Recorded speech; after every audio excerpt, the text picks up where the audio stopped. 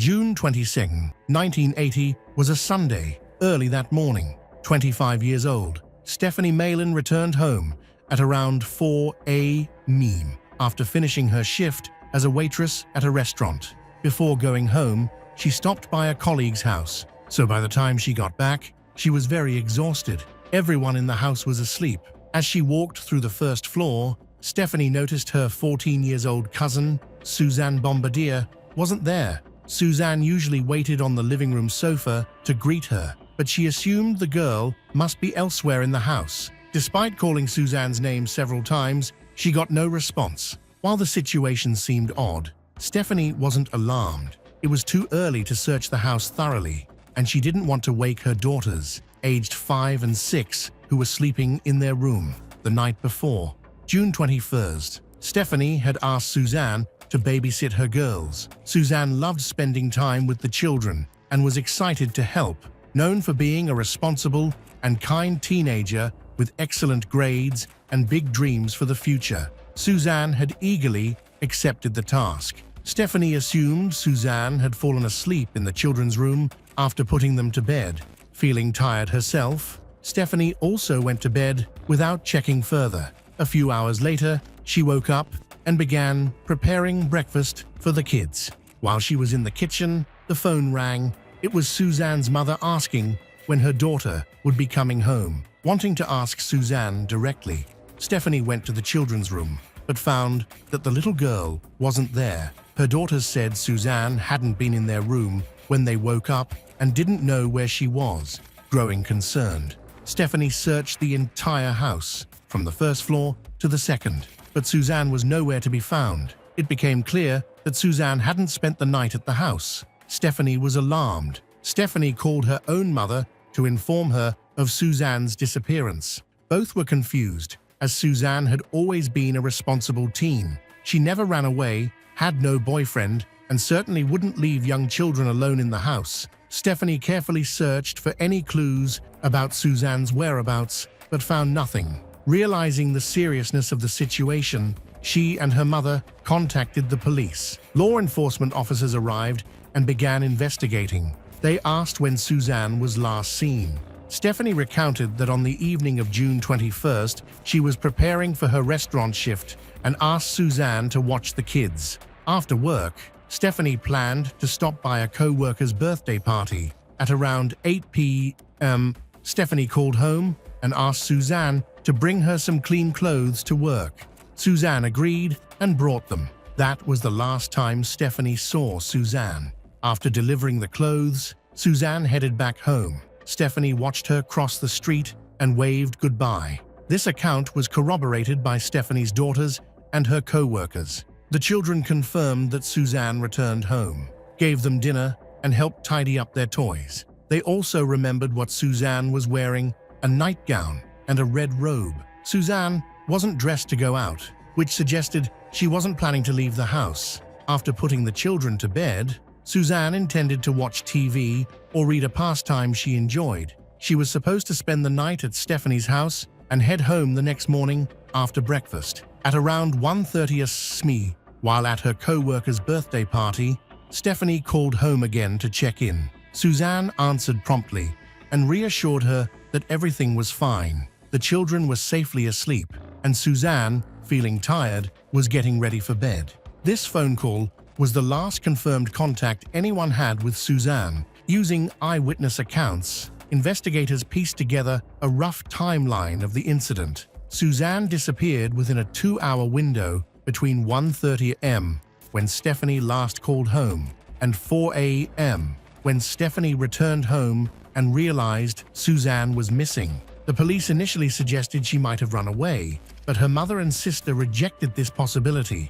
Suzanne was calm, mild-mannered, and had no history of conflict with her family or aggressive behavior. Her teenage years were uneventful, and there was no reason to believe she would have left voluntarily. Moreover, her belongings, including her bag, clothes, and shoes, were left behind. It was highly unlikely that she would have run away wearing just a robe and slippers. The possibility of a kidnapping was considered. Detectives theorized that burglars might have broken in and encountered Suzanne. either as an unintended witness or because she attempted to intervene. However, this seemed improbable.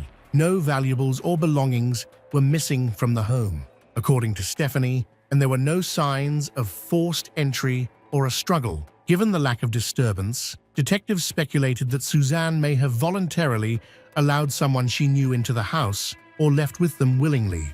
The lack of any evidence of a struggle or violence in the home. Everything was undisturbed, added to the mystery. The children sleeping in adjacent rooms heard nothing unusual. Investigators also questioned nearby neighbors in the townhouse complex. Families in neighboring units, who might have overheard something through the walls, reported nothing suspicious. Suzanne's disappearance shocked the quiet neighborhood and became the focal point of concern throughout the district. From the start, the case appeared inexplicable, and detectives struggled to find solid leads.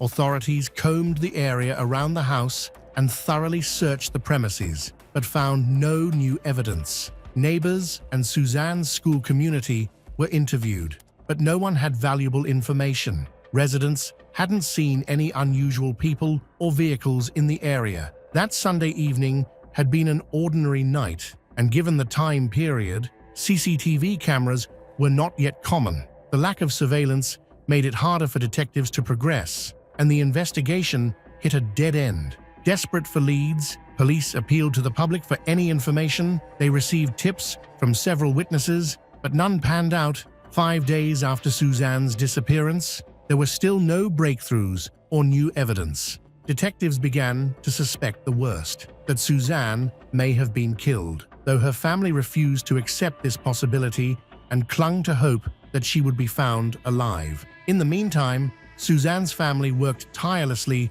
to spread awareness of her disappearance. They plastered the streets with flyers and distributed them widely.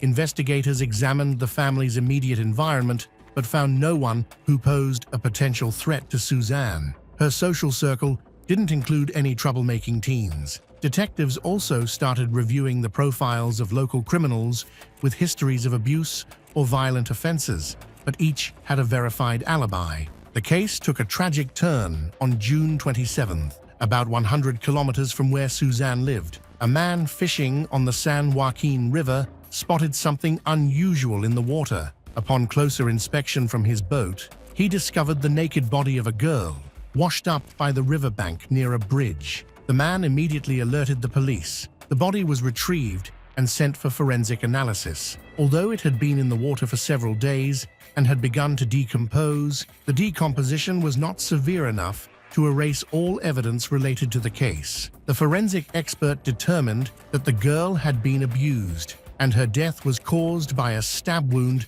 to the chest. The victim had no identification or personal belongings that could help identify her. Authorities began checking local missing person reports and found one from the Bombardier family that stood out. Due to the warm season and the body's exposure to water, the body had swollen, making identification difficult. Ultimately, dental records confirmed the victim was Suzanne Bombardier. The forensic team collected evidence related to the crime and made attempts to study the perpetrator, but the technology of the 1980s was limited. At the time, there was no database to compare information, so law enforcement could only file the collected evidence and continue the search. Suzanne's disappearance was later classified as a murder investigation, with two main suspects identified: a man with a history of violence who lived near Stephanie's home, and Stephanie's ex-boyfriend, who had been behaving erratically.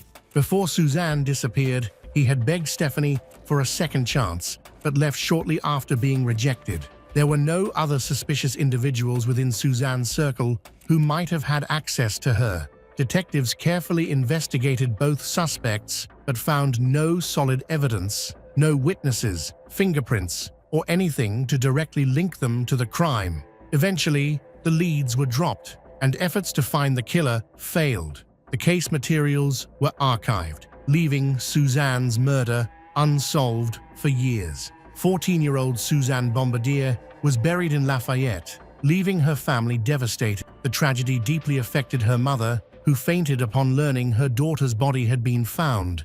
The blow was made even crueler when, shortly after the terrible news, Suzanne's school report card arrived, showing only excellent grades. The community was shaken and outraged by the failure to find her killer. Concerned citizens often called the police station with leads, but none of them proved to be useful. Over the years, investigators tried several times to analyze the criminal's DNA found on Suzanne's body. In the 1990s, despite progress in building DNA databases, poor sample quality and limited technology hampered the process. By the 2000s, the case had faded from public memory, remembered only by Suzanne's family and community elders determined to see justice served. In 2014, local journalist Jennifer Kathleen Gibbons learned about the case and was shocked that the killer had never been caught and might still be free. She located Suzanne's grave and started blogging about the crime,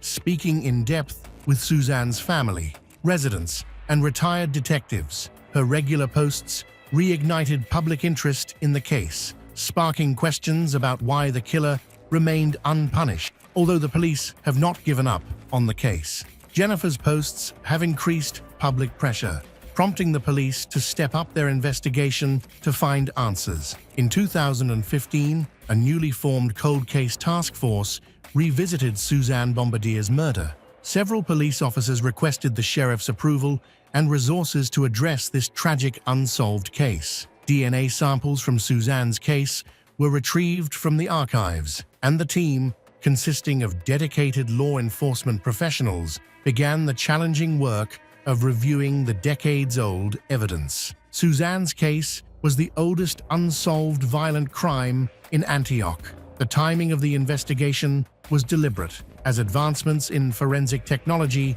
could now analyze degraded or limited DNA samples, tools that hadn't been available during the original investigation. With renewed hope and determination, investigators sought to finally bring Suzanne's killer to justice. Nearly 40-year-old evidence was sent to the San Mateo County Medical Examiner's Lab, enabling investigators, for the first time, to create a complete DNA profile of the killer.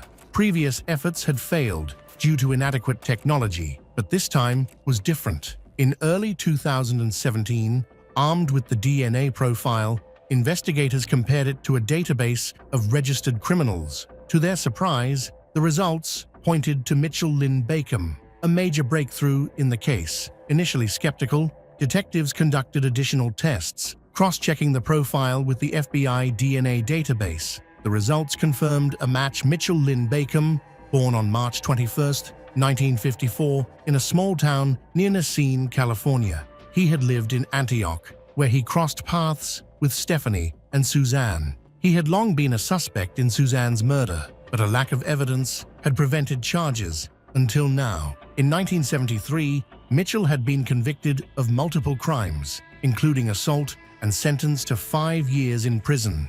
Though the charges could have warranted life imprisonment, leniency was granted due to his lack of a prior record. After serving his sentence, he was arrested again in 1981 for more violent crimes and received a 24-year prison sentence. His offenses primarily involved abuse. Upon his release, he was required to register as an abuser offender, but failed to do so.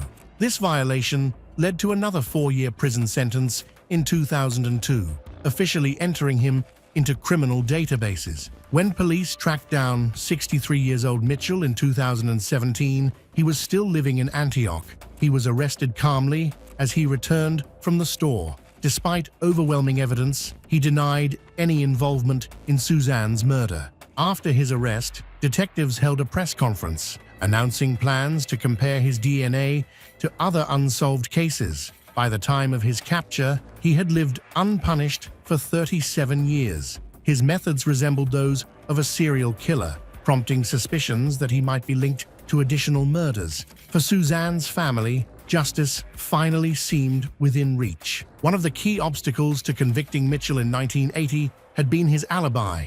He claimed he had been with his aunt at a bar in a nearby town, far from Suzanne's babysitting location. According to him, he left the bar around 2 a.m., stopped at an intersection, visited a convenience store where the clerk recognized him, and then drove home. His aunt and the store clerk both corroborated his story, creating a plausible, albeit tight, timeline that cast doubt on his involvement. This alibi prevented investigators from conclusively linking him to the crime, even though he was considered the most likely suspect. Stephanie, however, had long believed Mitchell was involved in her cousin Suzanne's murder. As someone who had interacted with the family during their brief relationship, Mitchell had earned Suzanne's trust, a trust that tragically sealed her fate. On the night of the murder, she unknowingly let him in, unaware of the danger he posed. Stephanie had ended her relationship with Mitchell after just 3 dates, finding him unsettling. After their breakup, Mitchell began regularly visiting the restaurant where she worked, sitting at a nearby table and silently watching her without ordering anything. His alarming behavior foreshadowed the darker truth that would come to light decades later. Stephanie felt intimidated by Mitchell's behavior and chose to cut off all contact with him. However, he refused to leave her alone. He left notes on her doorstep and repeatedly showed up at her workplace, attempting to reconnect. Stephanie later learned that one of her colleagues had given him her home address. The colleague claimed ignorance of their breakup, but this act put Suzanne in danger and ultimately led to her kidnapping, abuse, and murder. In 1980, during the investigation, Mitchell was offered a polygraph test, which he agreed to take. However, the results were inconclusive. Despite multiple interrogations, Mitchell never confessed, and due to insufficient evidence, he couldn't be definitively linked to the crime. Finally, 37 years later, he was arrested and charged with murder, kidnapping, and abuse. A forensic expert couldn't determine whether Suzanne had been abused before or after her murder. The prosecutor debated whether to pursue life imprisonment without parole or the death penalty. Mitchell continued to deny his involvement in the murder. Ultimately, the prosecution opted for life imprisonment, as seeking the death penalty could result in prolonged legal battles and appeals. In such cases, defense lawyers often file repeated appeals, forcing the victim's family to continually relive the tragedy. Additionally, given Mitchell's age, it was uncertain whether he would live long enough to face execution. Once the decision for a life sentence was made, an official reconstruction of events followed. The prosecution argued that Mitchell coerced Suzanne into leaving her house since she would never have abandoned her young nieces under any circumstances. It was believed that Mitchell threatened Suzanne with a knife, forcing her to leave her home. Her family believed she sacrificed herself to protect her nieces from harm. According to the prosecution, Suzanne was killed with a knife that had a blade at least 15 centimeters long. The blade was sharp enough to pierce her heart with a single fatal strike, causing near-instant death. The prosecution also contended that Mitchell used the same knife to threaten her during the abduction. After committing the crime, he disposed of Suzanne's body. It is believed that Mitchell took Suzanne to a remote location, where he abused her and then killed her with immense force, nearly piercing her body completely. The prosecution argued that Mitchell abused her again after her death. The defense took an unusual approach. They argued, citing a state law that imposes a lighter sentence for abuse of a corpse, that the abuse occurred after Suzanne was dead, and that Mitchell was not involved in her kidnapping or murder. Instead, they claimed he found Suzanne's lifeless body and took advantage of the situation. This argument was strengthened by the lack of evidence proving Suzanne's abduction. There were no signs of forced entry or a struggle at Stephanie's home, giving the defense room to create doubt. However, the prosecution still had critical evidence to counter these claims. Mitchell's criminal history followed a clear and troubling pattern across several recorded incidents. In 1973, he was arrested after being suspected of abuse an underage girl during a burglary. During the investigation, it was revealed that he was guilty of another crime, which led to charges of abuse, burglary, and assault with intent to kill. Following his release, he broke into another home in a different city, where he committed robbery and abused a schoolgirl. During the assault, he tied up the victim, burned her with a cigarette, and stabbed her with a knife. Miraculously, the girl survived. The victim recalled Mitchell's unsettling behavior during the attack. He appeared to enjoy his actions immensely, humming and laughing to himself like a deranged individual.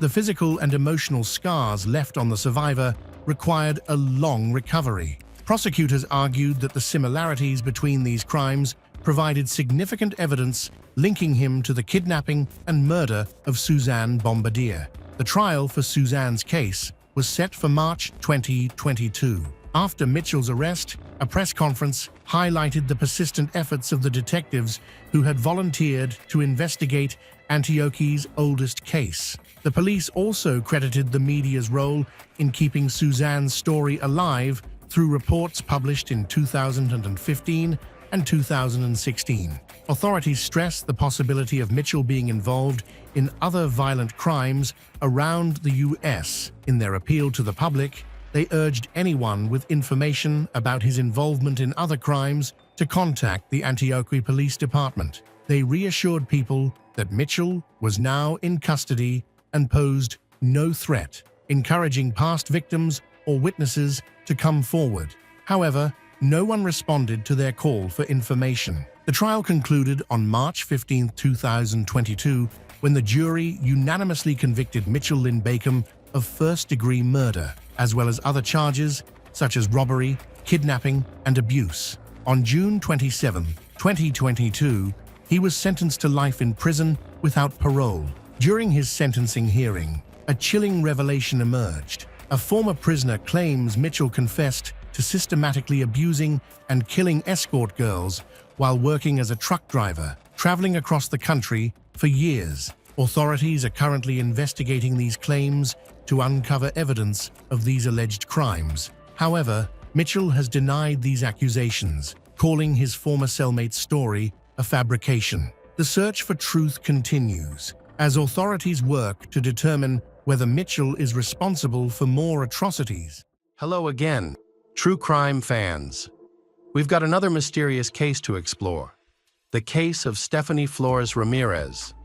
Stephanie Flores Ramirez was born on July 22, 1988, to Ricardo Flores and Mari Elena Ramirez. She was a kind and easygoing child. Her family was quite wealthy. Her father was involved in the auto racing industry and was building a successful political career. Stephanie grew up in a prestigious family. Her 4 brothers were all from the upper class and had access to the best education. Stephanie excelled in school, earning the admiration and respect of her teachers and classmates. In 2008, at the age of 20, Stephanie enrolled at the University of San Martin de Porres to study business administration. By 2010, as a third-year student, she had many great ideas and hopes for her future. Despite her innocent appearance and excellent academic performance, Stephanie knew how to enjoy life. With a lot of money at her disposal, she frequented the best nightclubs and casinos in the country. On the night of May 30, 2010, at a casino called Atlantic City, Stephanie met a mysterious man named Joran van der Sloot at around 3 a.m. She sat down at the poker table next to him, and they were instantly attracted to each other, although they came from different countries. They both spoke fluent English and quickly found common ground. Stephanie was drawn to Joran's confidence and easygoing demeanor, while he was captivated by her beauty and smile. During their conversation, Stephanie asked Joran how he came to Lima. He said he was on vacation to escape some personal troubles. At that time, Stephanie had no idea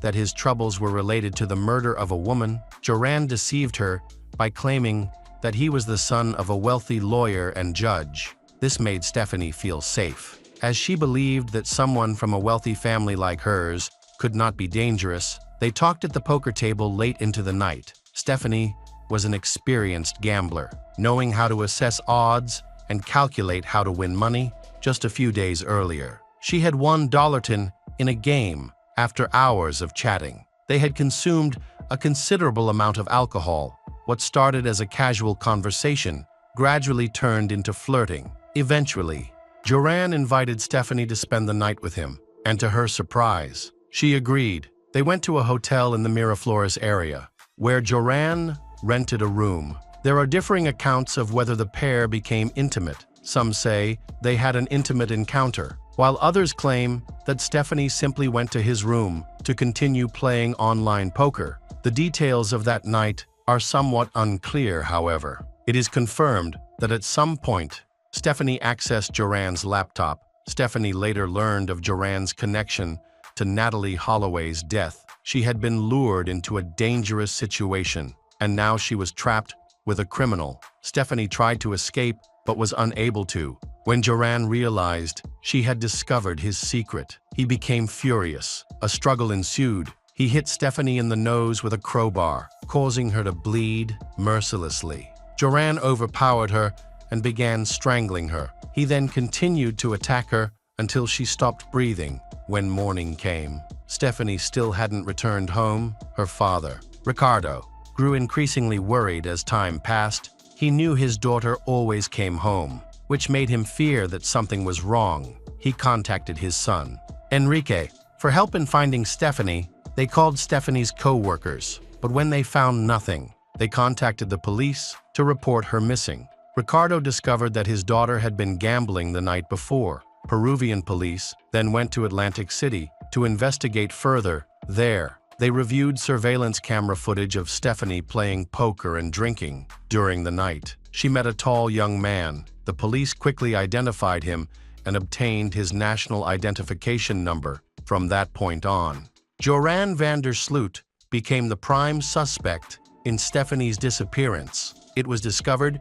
that the two had left the casino together around 5 a.m. that morning, although their exact destination was initially unclear. It was noted that they were returning to the hotel where Joran was staying.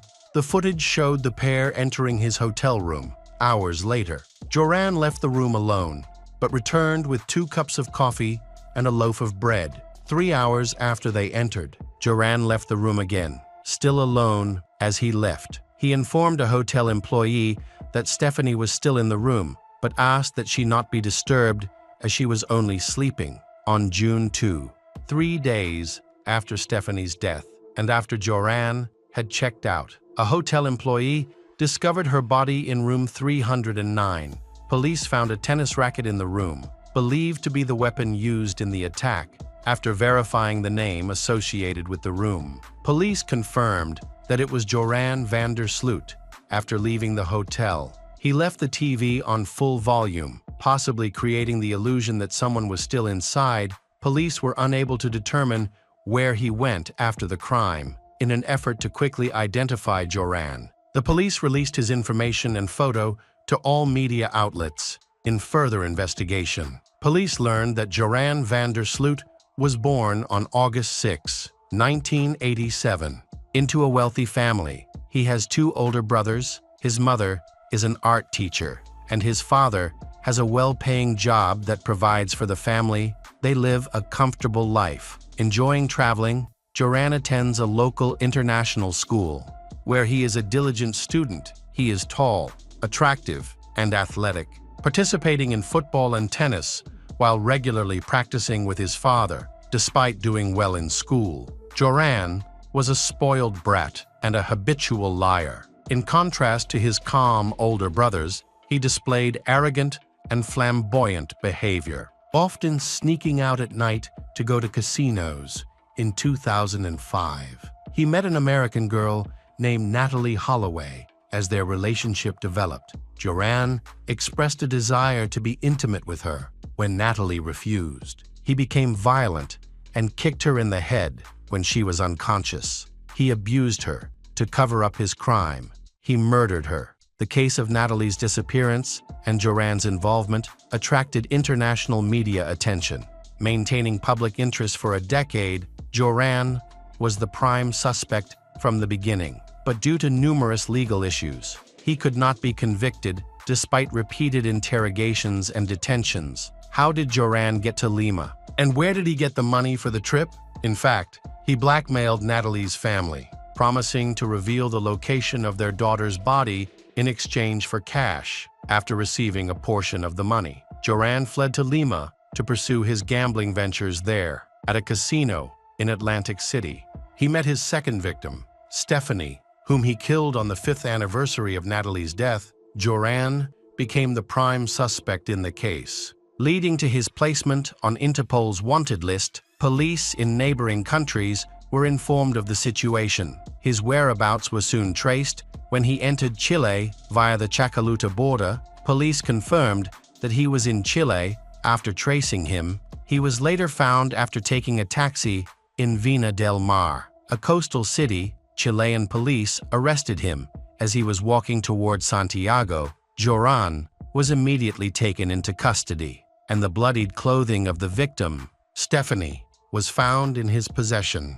Initially, Joran denied any involvement in her death, claiming that armed robbers had attacked them in their hotel room. He alleged that when Stephanie refused to cooperate, they killed her. This explanation was seen as an attempt to evade responsibility. On July 5, after Joran was deported to Peru, an official investigation began. He was questioned, and after several days of police interrogation, he realized he had no way out and confessed to the crime. In his written statement, he detailed the events that took place that night. He claimed that he had left the hotel to buy coffee and bread, but when he returned, he discovered that Stephanie was using his computer and that she knew he was involved in Natalie's death. According to Joran, when he tried to explain with Stephanie, she hit him and ran toward the door. He then stopped her. He insisted that he never intended to kill her. However, when she invaded his privacy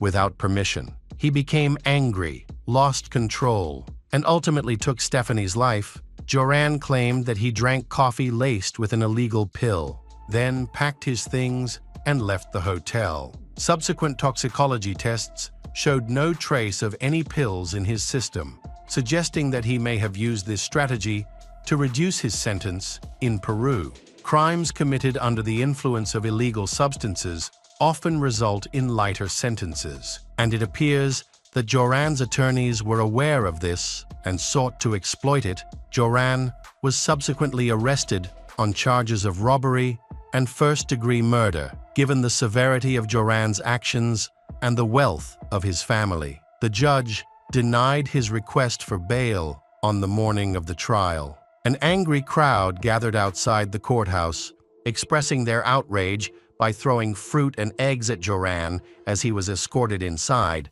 Joran had previously been held in a maximum security prison in South America, known for its harsh conditions, where he was constantly monitored. He was offered a chance to be transferred to a prison in Aruba if he revealed the location of Natalie's body, but he refused the offer. Joran's attorneys have argued that Joran lost control during the attack on Stephanie because she took his laptop without permission. If the judge had accepted this argument, Joran could have faced a lighter sentence of only 3 to 5 years in prison, and with good behavior, he might have been released after 20 months. However, these efforts have failed. On January 11, 2012, Joran van der Sloot pleaded guilty to the murder and robbery of Stephanie Flores Ramirez. He was sentenced to 28 years in prison and ordered to pay $75 to Stephanie's family. This marked the end of Stephanie's case. However,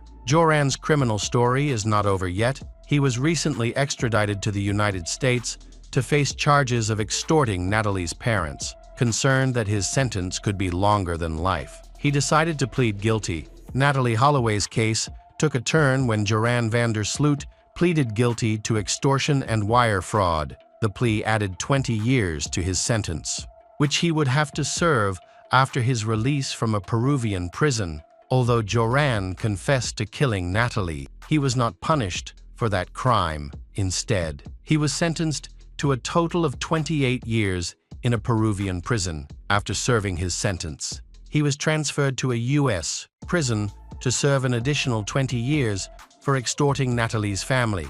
During this time, little was known about what happened. Notably, Joran's father, who had supported him, died of a heart attack. Although Joran faced a total of 48 years in prison, many felt that this punishment was insufficient given his cruelty. Stephanie and Natalie lived short but vibrant lives, filled with love and the promise of a bright future. Their families and friends are devastated by the loss of their beautiful daughters, sisters, and girlfriends. It is heartbreaking to know that their lives were taken by a criminal with no compassion. If Joran had been incarcerated sooner, with enough evidence against him, Stephanie might still be alive today. Hello again, crime enthusiasts. Are you ready for another chilling investigation? The case of Michael Weiss. Jake Nolan was born in New York, USA, as the youngest child in his family, with an older brother and an older sister. The family lived on Long Island and was relatively wealthy.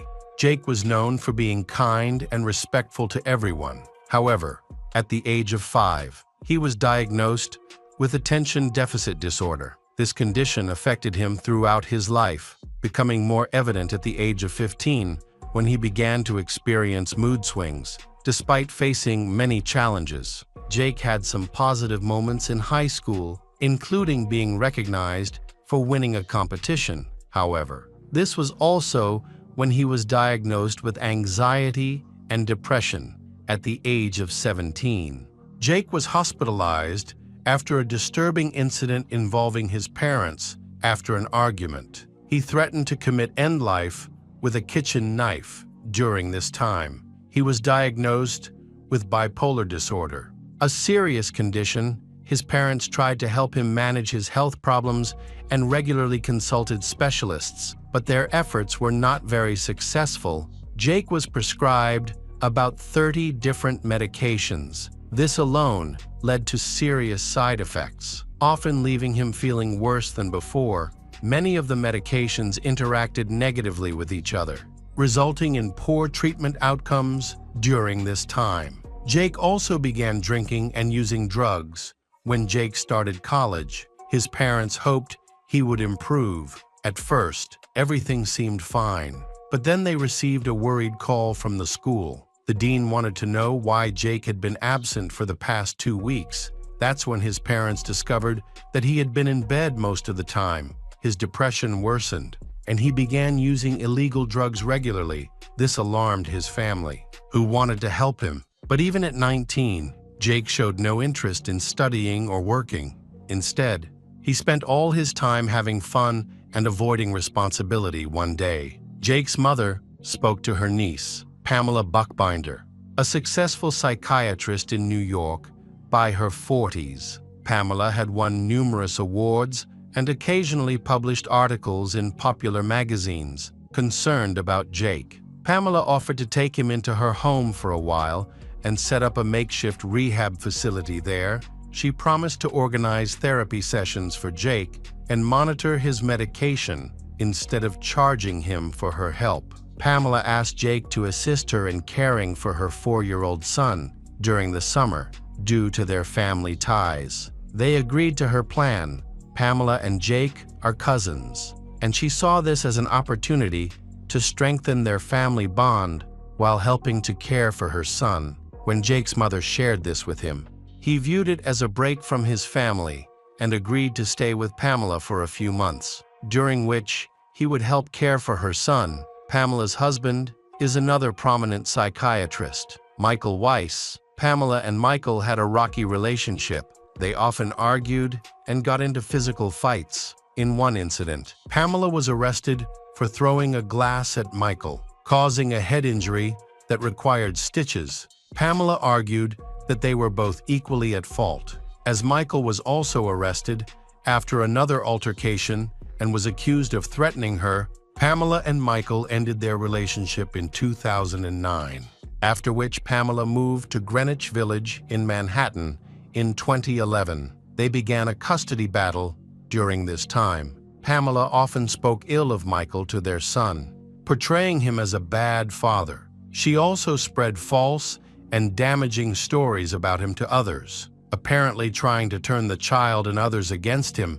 This behavior was primarily intended to gain an advantage in the custody dispute and secure a substantial child support payment. By 2012, the couple finally reached an agreement that allowed Michael to spend weekends with their children. However, an unusual condition imposed by Pamela was that Michael purchase a life insurance policy on himself, naming their son Calder as the beneficiary, with Pamela as the trustee eventually. Michael, exhausted from the legal battle, reluctantly agreed to this questionable request. The custody battle reached its final stages after Jake moved into Pamela's home. Jake began sharing his thoughts and struggles with Pamela, who gave him advice, monitored his medications, and made his life much easier.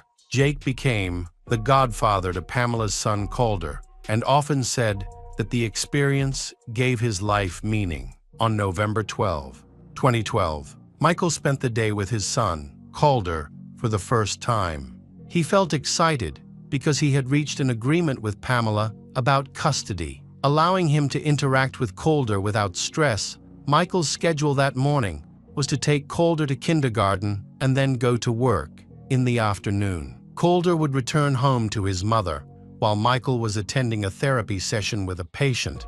Jake appeared at the door with a worried look on his face and carrying a large bag. Michael realized that Jake knew he had moved in with Pamela and was dealing with some mental health issues. However, Michael was unsure about the current situation because he was with a patient. He asked Jake to wait outside until he finished. When the therapy session ended, Michael found Jake still waiting in the hallway. Dr. Michael asked him about the large bag. Jake claimed that it contained important documents for Calder's kindergarten that he had helped Pamela prepare. However, Michael was skeptical about this explanation. Michael asked Jake to leave the bag outside because he was worried that Jake might plant a listening device there. However, Jake insisted he couldn't leave the bag behind as it could be stolen. Eventually, Michael relented and allowed Jake to bring the bag inside with him upon entering the office. Jake asked to use the restroom first. Later, he attacked Michael with a sledgehammer. Fortunately, Michael avoided a fatal blow to the head, but Jake struck him in the shoulder. Jake then lost his balance because the sledgehammer was too heavy, dropped it, and pulled out a knife to attack Michael. Michael fought back, pushed Jake away, tried to run into the hallway, and called for help. People gathered in the hallway, and shortly after, Michael passed out from blood loss. Witnesses called the police and paramedics. Jake, however, didn't attempt to flee. Instead, he sat in the hallway and took pictures. When the paramedics arrived, they found Michael unconscious and Jake sitting beside him. Jake told the paramedics that Michael had attacked him first. Meanwhile, both Michael and Jake were taken to the hospital, where they were placed under police supervision. Forensic experts retrieved the sledgehammer and knife from Michael's office. Upon examination, they found a DNA sample on the handle of the sledgehammer that matched Jake's. The knife was also analyzed and determined to have come from Pamela's kitchen inside a large bag belonging to Jake. The police found a pack of cigarettes, zip ties, and a hand-drawn map of the building where Michael worked, showing multiple entrances and exits. The police traced the bag to a purchase near Pamela's home. They reviewed surveillance footage from a nearby hardware store and observed that Jake had bought the sledgehammer used in the attack, along with zip ties and a bag. The night before, Pamela was seen next to him, paying cash for the items, possibly aware of the planned crime. Although Michael suffered multiple injuries, none were life-threatening. Jake was taken to the hospital but was released on $200 bail while awaiting a hearing on the attempted murder charge. He is allowed to stay with his parents in Miami. Jake spoke to the police and claimed that the attack was self-defense, stating that Michael had taken Jake's sledgehammer and tried to injure himself. When Jake realized that his lie was not convincing, he decided to tell the police the truth about what had happened. He accused Pamela of being the real mastermind, claiming that she had manipulated him and turned him against Michael. Pamela then provided the police with Jake's medical history, which indicated that he had suffered from a number of serious mental health issues. The police investigated Jake's testimony, and evidence supporting his claim quickly emerged. Pamela had an ulterior motive to harm her ex-husband. In November 2013, Michael Weiss filed a lawsuit against Pamela, alleging that his ex-wife pressured him into taking out a $1 million life insurance policy. He pointed out that the attack occurred just 4 days after the contract was issued, which raised suspicions. Michael believed that this was a planned plot to benefit Pamela financially. Additionally, Jake's attorney secured a restraining order against Pamela, arguing that it was necessary to protect Jake's mental health from her influence. Despite the overwhelming evidence against Pamela, she was not arrested or questioned, and her medical license remained intact. Meanwhile, the investigation continued, and an expert was brought in to analyze the building blueprints found in Jake's bag. It was revealed that Pamela had drawn the blueprints, but she claimed that the maps were for Jake to find Michael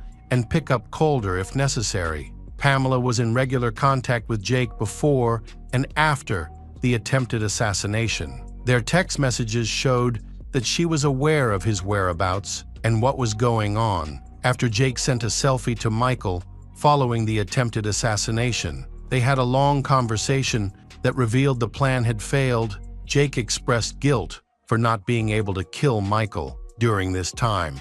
Jake fully admitted his actions and showed a willingness to accept the consequences, no matter how severe they might be. He told detectives that Pamela had convinced him to kill Michael to free her from an abusive relationship that was harming both her and her young son at the time.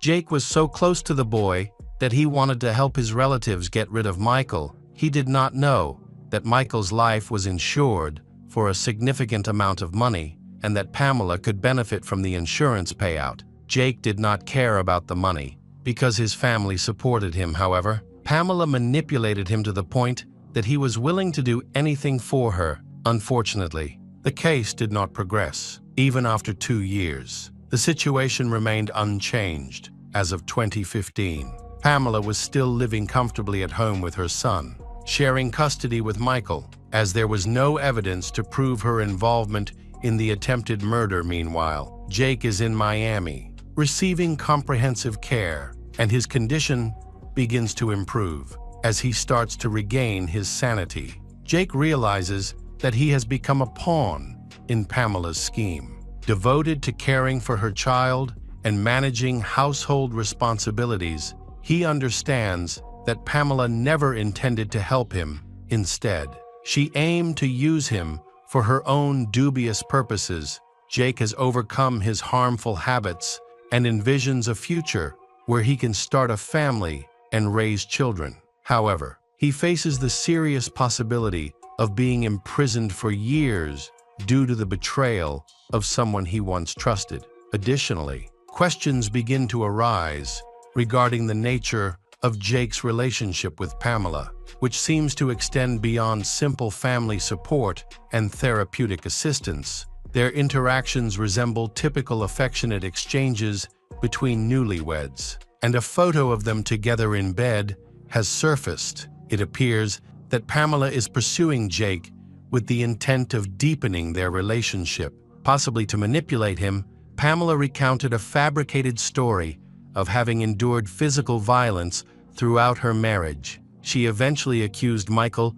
of trying to gain custody of their son. Over time, Jake grew to believe her, insisting that he would do anything for Pamela. She convinced him that in order to survive, he needed to eliminate Michael. It was clear that Pamela was not strong enough to confront a robust adult man, making Jake a suitable candidate for her dangerous scheme. The trial began in March 2016, where the jury was presented with a detailed account of the events that took place on November 12, 2012. Jake recalled Pamela waking him up that morning, insisting that it was time to put their plan into action. She showered him with compliments, calling him her savior. After breakfast, she continued her manipulations. On November 11, they purchased a sledgehammer, zip ties, and a bag in preparation for their plan. The details of the plot were far more sinister than the events that transpired in Michael's office. initially. Jake was supposed to attack Michael and torture him before he died. Pamela wanted Michael to suffer for as long as possible. Jake then went to Michael's office, entering through the service entrance, where security cameras recorded his arrival. Remarkably, he made no attempt to conceal his identity. With confidence, he walked down the hallway and approached Michael's office. At the time, Michael was examining a patient, forcing Jake to step back and wait outside. Jake was in the hallway. Rethinking his actions, he soon realized that if he backed out now, he wouldn't be able to face Pamela. There was no turning back. So he carried out the attack. While awaiting trial, Jake undergoes evaluations from several psychiatrists, who noted that he was fully aware of his actions. Concluding that his decision to kill Michael was intentional, the jury deliberated and found Jake Nolan guilty of attempted murder. He was sentenced to 9.5 years in prison, while Pamela remained free on bail. This changed on October 19, 2017, when the police attempted to arrest Pamela and urged her to turn herself in, but she ignored their requests. When the search began, she could not be found at any known address and did not answer her cell phone or work phone. An anonymous source eventually informed the police of Pamela's whereabouts, and she was arrested at a friend's home. Pamela was charged with second-degree intentional homicide and first-degree assault. On September 7, 2022, Pamela Buchbinder admitted guilty to these charges to avoid a 25-year sentence. However, on October 11 of that year, she attempted to withdraw her guilty plea, claiming that she had been under the influence of illegal drugs and had been assaulted by security guards. Her request to withdraw her guilty plea was denied. Ultimately, Pamela was sentenced to 11 years in prison, and her medical license was officially revoked. Jake felt deep remorse for his actions. His parents firmly believed in his innocence and were convinced that Pamela was responsible for his condition. Jake's parents stated that sending Jake to Pamela's home for treatment was the worst decision they ever made. Pamela, however, continued to maintain her innocence. The child's father, Michael, was granted custody. Welcome back to our channel. Today we will explore a new case. The case of David Katz. The Katz family lived in Baltimore, Maryland, and were relatively well off. Richard Katz and Elizabeth were highly educated professionals. Richard worked as an engineer at NASA, designing space technology, while Elizabeth worked in pharmacology. Together, they raised 2 sons, Brandon and David, in the early years of their marriage. The family enjoyed a happy and loving environment, but as time went on, the boys grew and everything started to change. In 2006, Richard and Elizabeth decided to separate. David Katz struggled with severe mental health issues from a young age. Between the ages of 9 and 12, he visited numerous psychiatrists who prescribed him strong medications, including antidepressants and antipsychotics. His parents' disagreement over how to manage his condition was a major factor in their decision to separate. Brandon and David faced significant challenges during this difficult period in their lives. His classmates described David as shy, quiet, and antisocial. David kept to himself, rarely made friends, and preferred solitude. He was also deeply passionate about video games, spending most of his free time in his room playing Madden NFL, a sports simulation game.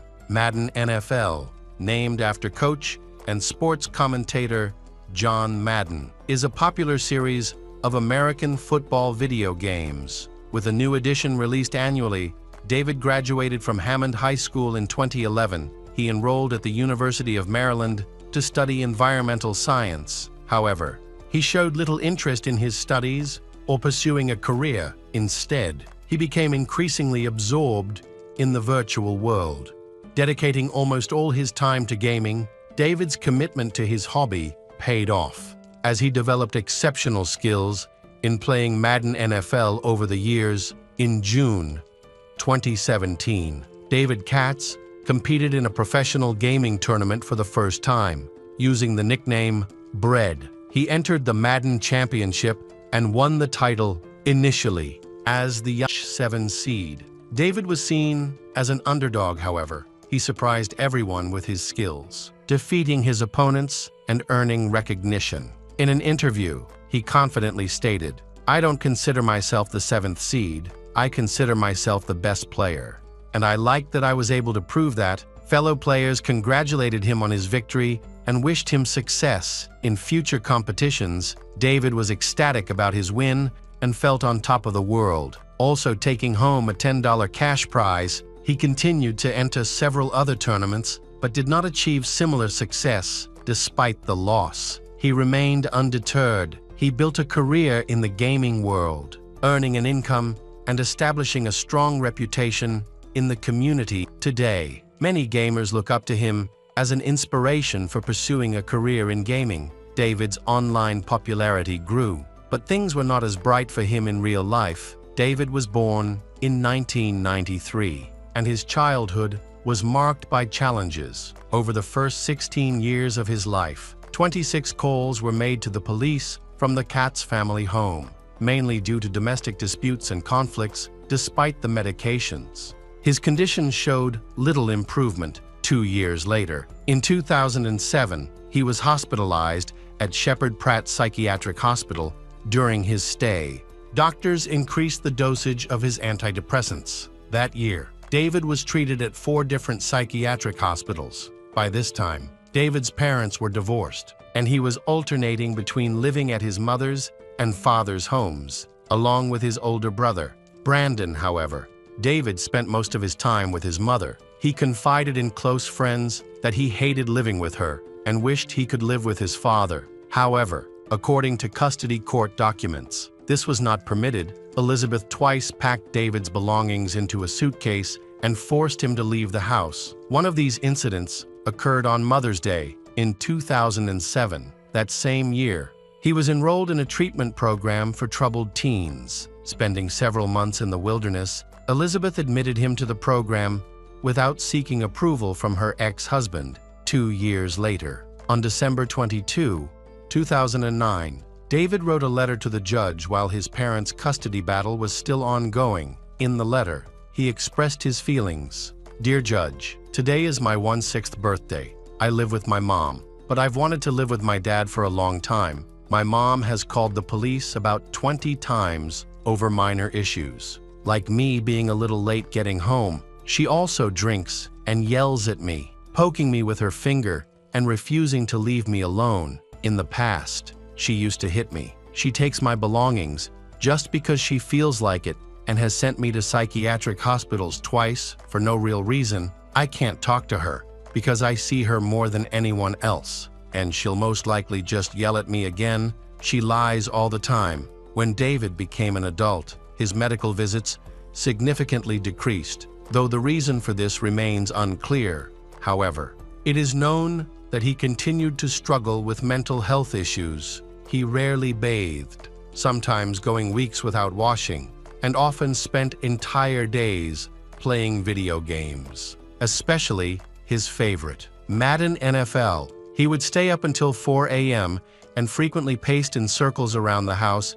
David was diagnosed with dysthymia, a chronic mood disorder characterized by low energy and a persistent, mild depressive state. Unlike major depression, dysthymia lasts much longer. People with this condition often mistake their symptoms as part of their personality, and only a qualified specialist can provide an accurate diagnosis. In addition to dysthymia, David was also diagnosed with oppositional defiant disorder, a condition defined by frequent anger, irritability, and defiance toward authority figures. For David, these authority figures were his parents. Over time, David became increasingly detached from reality.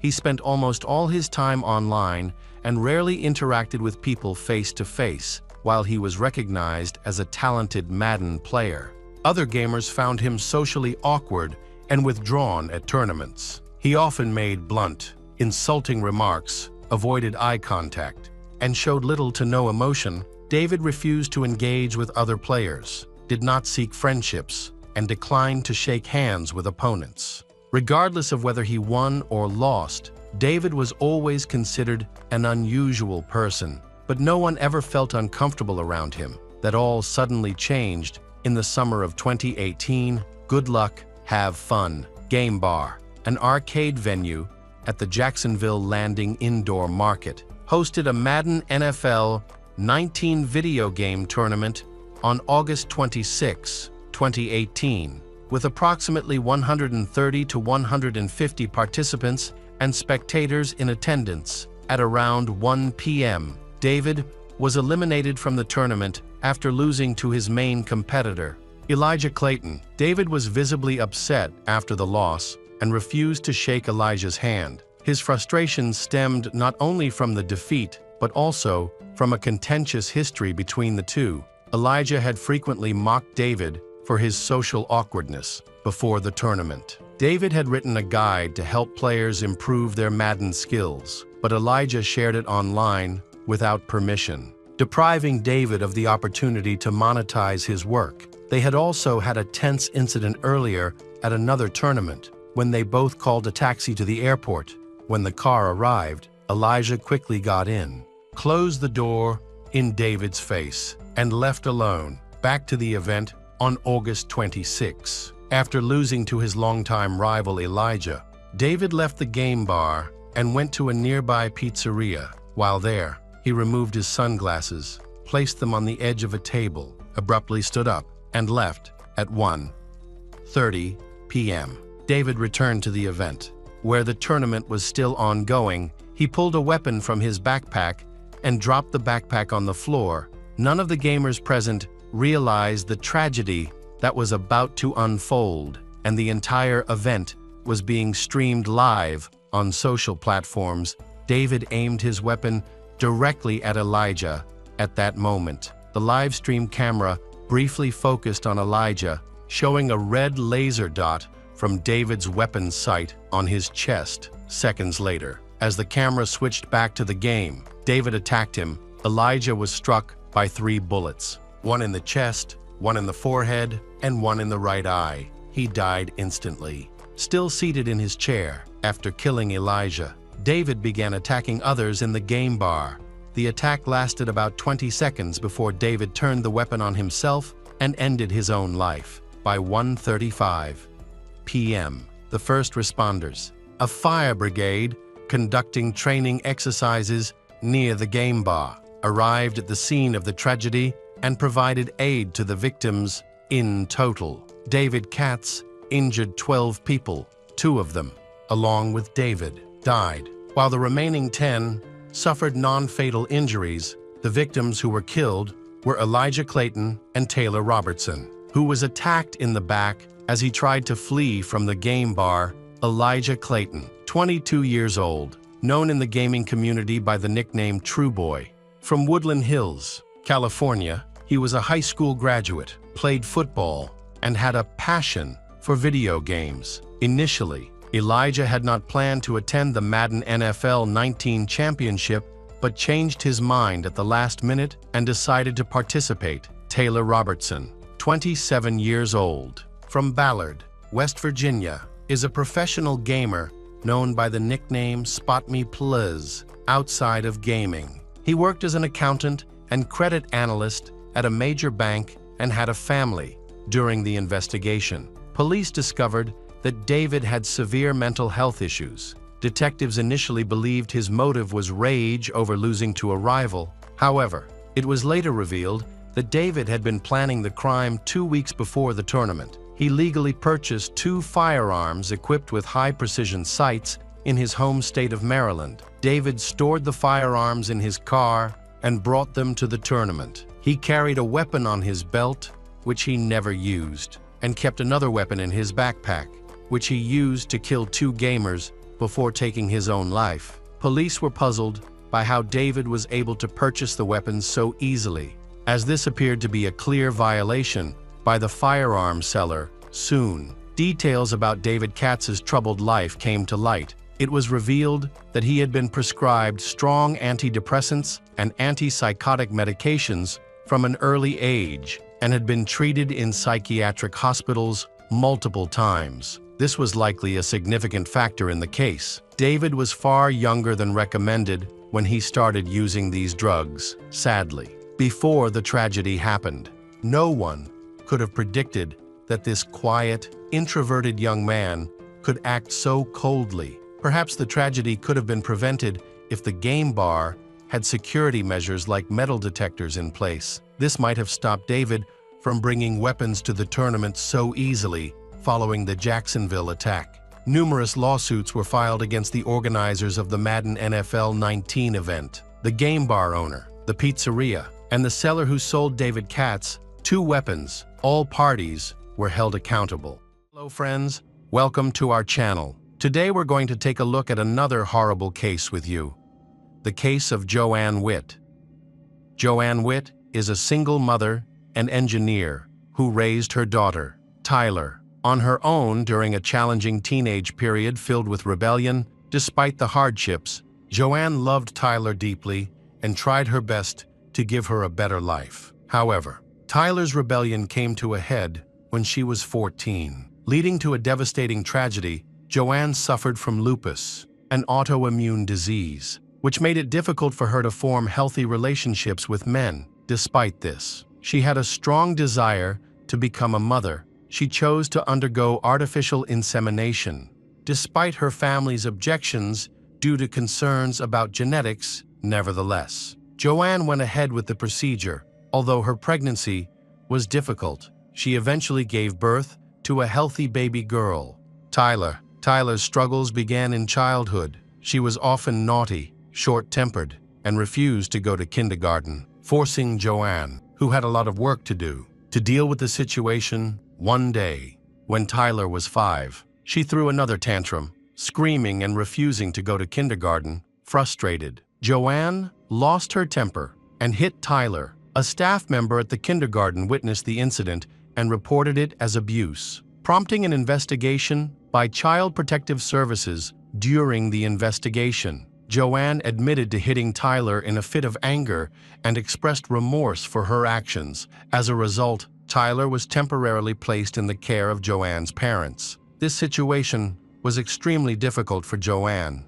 who felt alone. She loved her daughter deeply and wanted to reunite with her. So she decided to take parenting classes. Joanne's determination eventually paid off, and after 6 months, she regained custody of Tyler. Their relationship began to improve, and Tyler started to understand and respect her mother. Friends and family noticed their growing closeness. Despite these improvements, Tyler still had occasional tantrums. Joanne did her best to provide a comfortable and prosperous life for her daughter, Tyler. They lived in a 5-bedroom house with a pool in El Dorado Hills, an affluent suburb of California. Tyler had many experiences, including frequent trips to Mexico and Jamaica. However, this period of prosperity did not last long. As Tyler entered her teens, she became increasingly aggressive, leading to serious conflicts between her and Joanne. Although there is no evidence that Joanne was cruel, people close to the family knew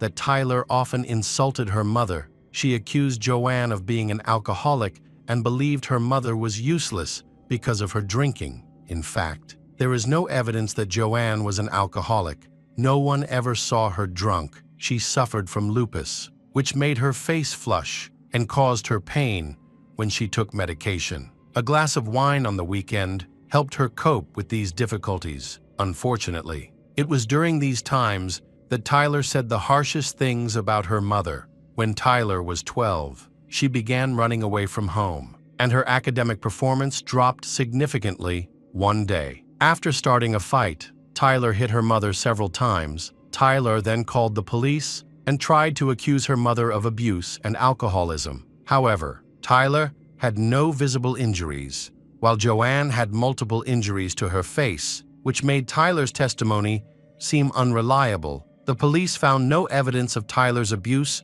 or Joanne's alcoholism, leading them to close the case in late 2008. Tyler then met an older boy named Stephen Paul Culver, and they quickly connected. Like Tyler, Stephen lived in El Dorado Hills. He was generally a nice guy, and Tyler responded positively to him. Stephen was a college student who aspired to be a math teacher and worked part-time at a coffee shop. He was not considered cruel or dangerous. Instead, he was seen as a bit eccentric. Tyler met Stephen at the coffee shop where he worked, and they became friends after a few months. Their friendship developed into a romantic relationship. Tyler often complained to Stephen about her mother, whom she described as an alcoholic and accused of abusing her for years. At the time, Stephen was living with his father, but Tyler wanted to be closer to Stephen. Tyler convinced her mother to give Stephen a room in their house. At that time, Joanne had met Stephen several times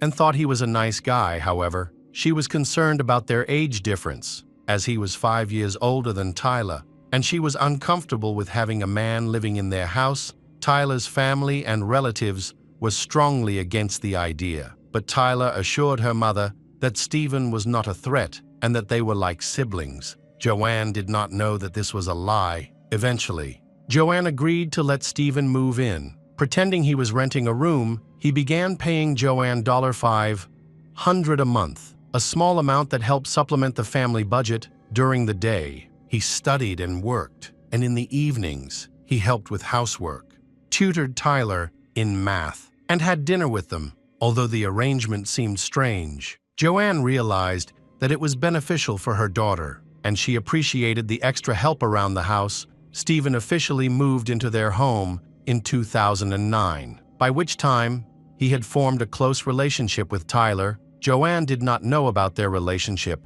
in front of her. The two teenagers acted like siblings, successfully hiding their romance. Despite Joanne's suspicions, Tyler was able to convince her mother that they were just friends. During this time, Tyler's diary contained interesting entries about her boyfriend, expressing that they were always together, had no problems, and could be intimate whenever they wanted. She declared her love for him, asserting that nothing could come between them, despite constant arguments with her mother. These never escalated into violence. Tyler's academic performance remained poor. She frequently broke curfew, smoked, and wrote more in her diary. Joanne, sensing potential danger, wrote in her diary that she feared for her daughter's safety. Her concerns were well-founded, as Tyler had a history of self-harm during this time. Stephen acted responsibly, noticing that Tyler was having trouble in school. He tried to persuade her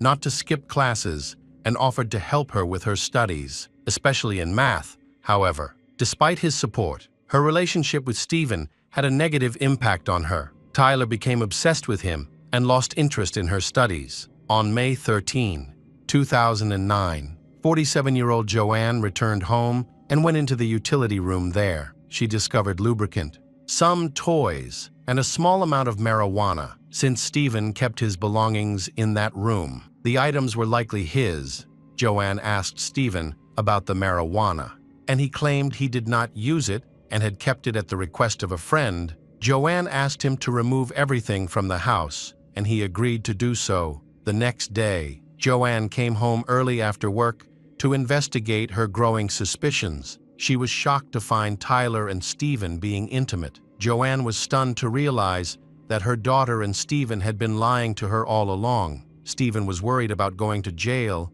and asked Tyler not to engage in such activities. Joanne remained calm and invited Stephen to talk to her at the park later.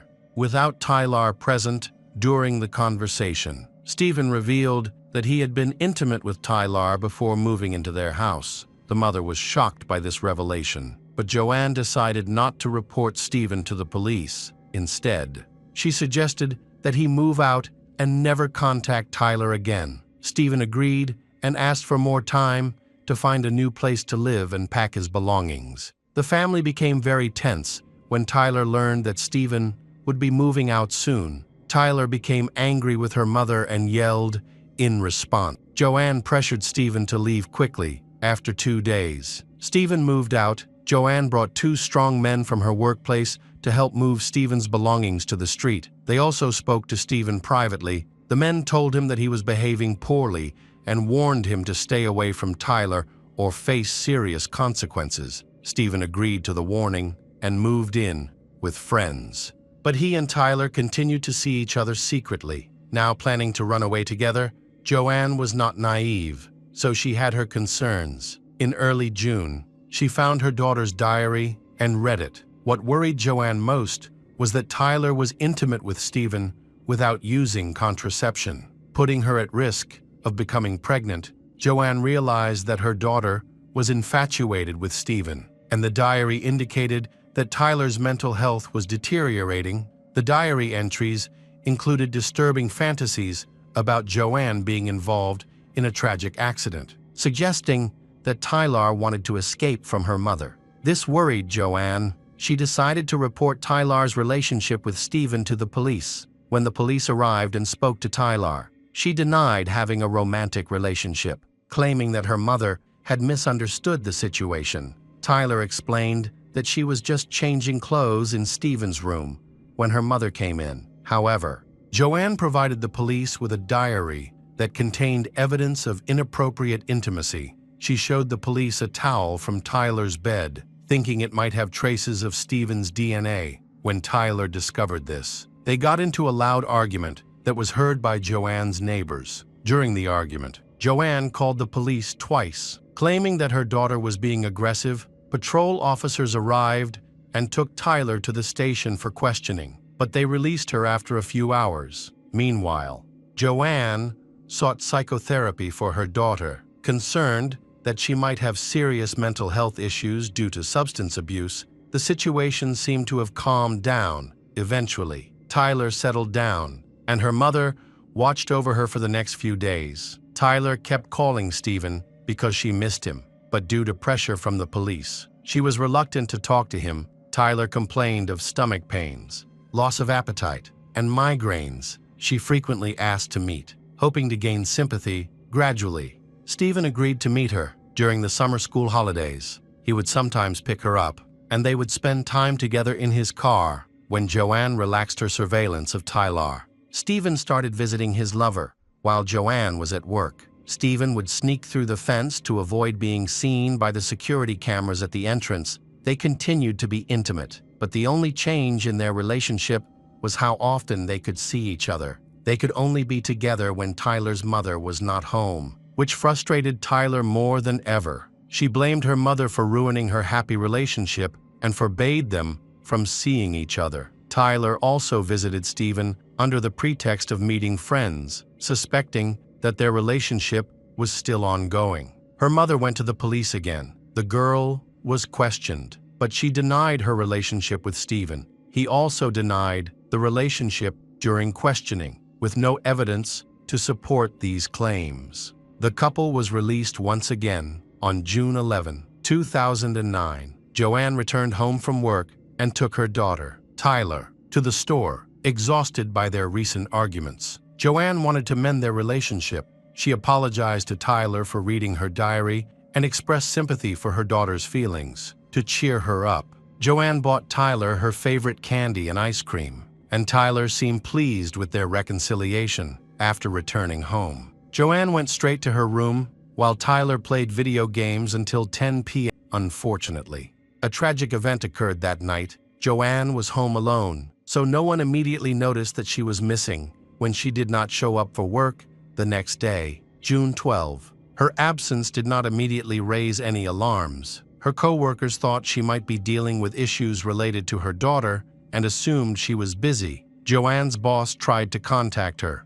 but she did not answer her calls. Her co-workers later recalled that she had mentioned plans to go on a trip with Tyler, so they believed she was away and decided to wait until Monday to find out more. On Monday, June 15, when she still did not show up for work, her co-worker began trying to contact Joanne. She did not answer her phone. So later in the day, he contacted the police to request a welfare check. In the evening, the police went to her home but were unable to gain entry because no one answered the door. The officers then contacted Joanne's relatives for assistance. They were able to reach her father, who arrived in time and used a spare key to open the door. Inside, they found Joanne lying on the bed, dead for several days. The attacker had left the air conditioning running to slow the body's decomposition. The victim was identified by her father as Joanne. Forensic experts arrived at the scene to collect evidence, while the police began interviewing neighbors and family members. Everyone agreed that Joanne was a kind person with no enemies, but they noted her troubled relationship with her daughter, which had escalated into physical altercations. Police discovered that, shortly before her death, Joanne had reported her daughter's boyfriend to the police. This information aroused suspicion, making Tyler and her boyfriend, Stephen, the prime suspects in the case. As the investigation progressed, the couple was placed on the wanted list. The community was shocked by the murder, and the media reported extensively on Joanne's case. Joanne's co-workers reported that, on her last day of work, she left early to talk to her daughter and comfort her. Joanne remained optimistic about the situation, hoping, until the end, that she could control her daughter's rebellious behavior and that everything would be okay. On June 17, 2009, Stephen and Tyler were walking near a shopping mall in San Francisco when one of the patrol officers recognized them and arrested them.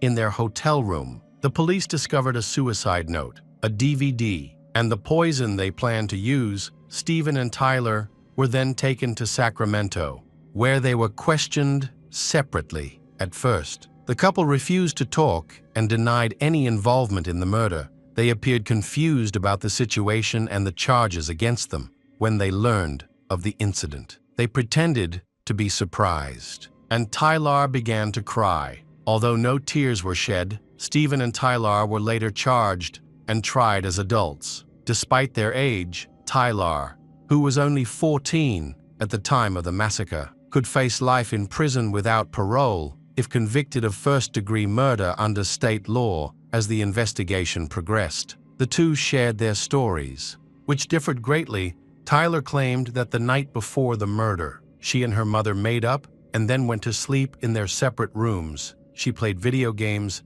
until 10 p.m. before going to bed. Tyler went into her mother's room and found her asleep. She noticed a glass of wine on the bedside table and that the TV was on, which angered her. Tyler said that her mother had promised to stop drinking earlier, but had not kept her promise. Furious, Tyler called her boyfriend and told him that it was time to put her plan into action. She planned to mix sleeping pills with alcohol for her mother to drink. However, she did not have the medication available and had to wait for Stephen to finish his shift at 10 p.m. and bring it to her house later. When Stephen parked near the backyard fence and tried to call Tyler, her mother had woken up.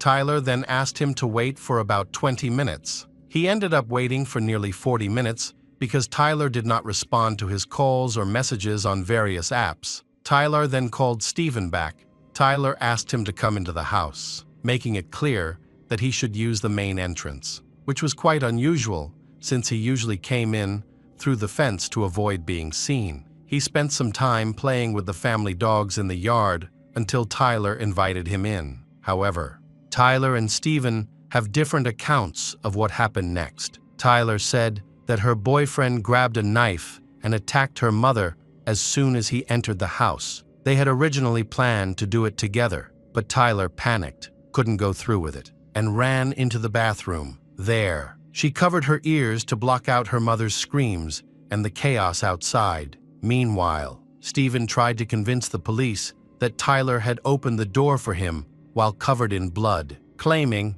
that's when she attacked her mother. Tyler packed up her things and turned on the TV in her mother's room to make it seem like someone was home. She also turned on the air conditioning to help slow the body's decomposition. Tyler closed all the windows and pulled the curtains, and with Stephen's help, they burned the bloody clothes in the fireplace. Tyler then showered and changed into new clothes. They then went to a nearby parking lot to rest and regain their strength before planning their escape. They had planned a trip to San Francisco afterward. They met their mutual friend, Matthew, and told him they were leaving, but initially withheld details about their destination and the reason for their trip. However, by the end of the conversation, they chose to reveal the truth to Matthew. This confession later became crucial evidence against them. Stephen confessed to Matthew that he had attacked Joanne in her neck and abdomen. However, the medical examiner found no injuries to her abdomen.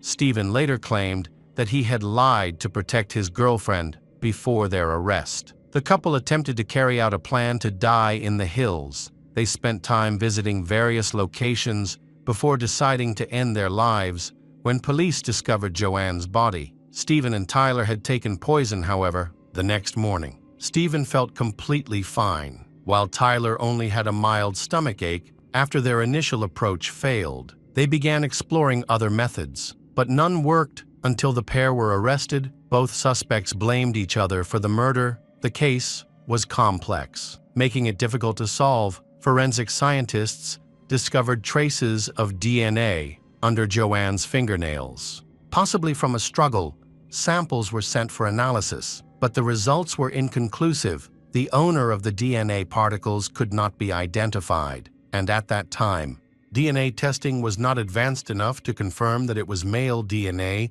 Separate trials were scheduled for Tyler and Stephen, and they were held without bail in September 2010. Tyler, on the advice of her attorney, chose to accept a plea deal from the prosecutor. By that time, she had already served more than a year in prison, which influenced her decision. Tyler agreed to testify against Stephen, helping to establish his first-degree murder conviction. While she would likely face a second-degree murder charge, she was also expected to testify in the abuse case against Stephen. Tyler entered into a plea agreement on September 17, 2010, and Stephen's trial began on May 17, 2011. Stephen's defense argued that he never threatened Joanne. They had a good relationship at first, as her mother treated him like a son when she believed he and her daughter were just friends. Their relationship soured after she learned of their romantic involvement. The defense contended that the daughter was responsible for the conflicts,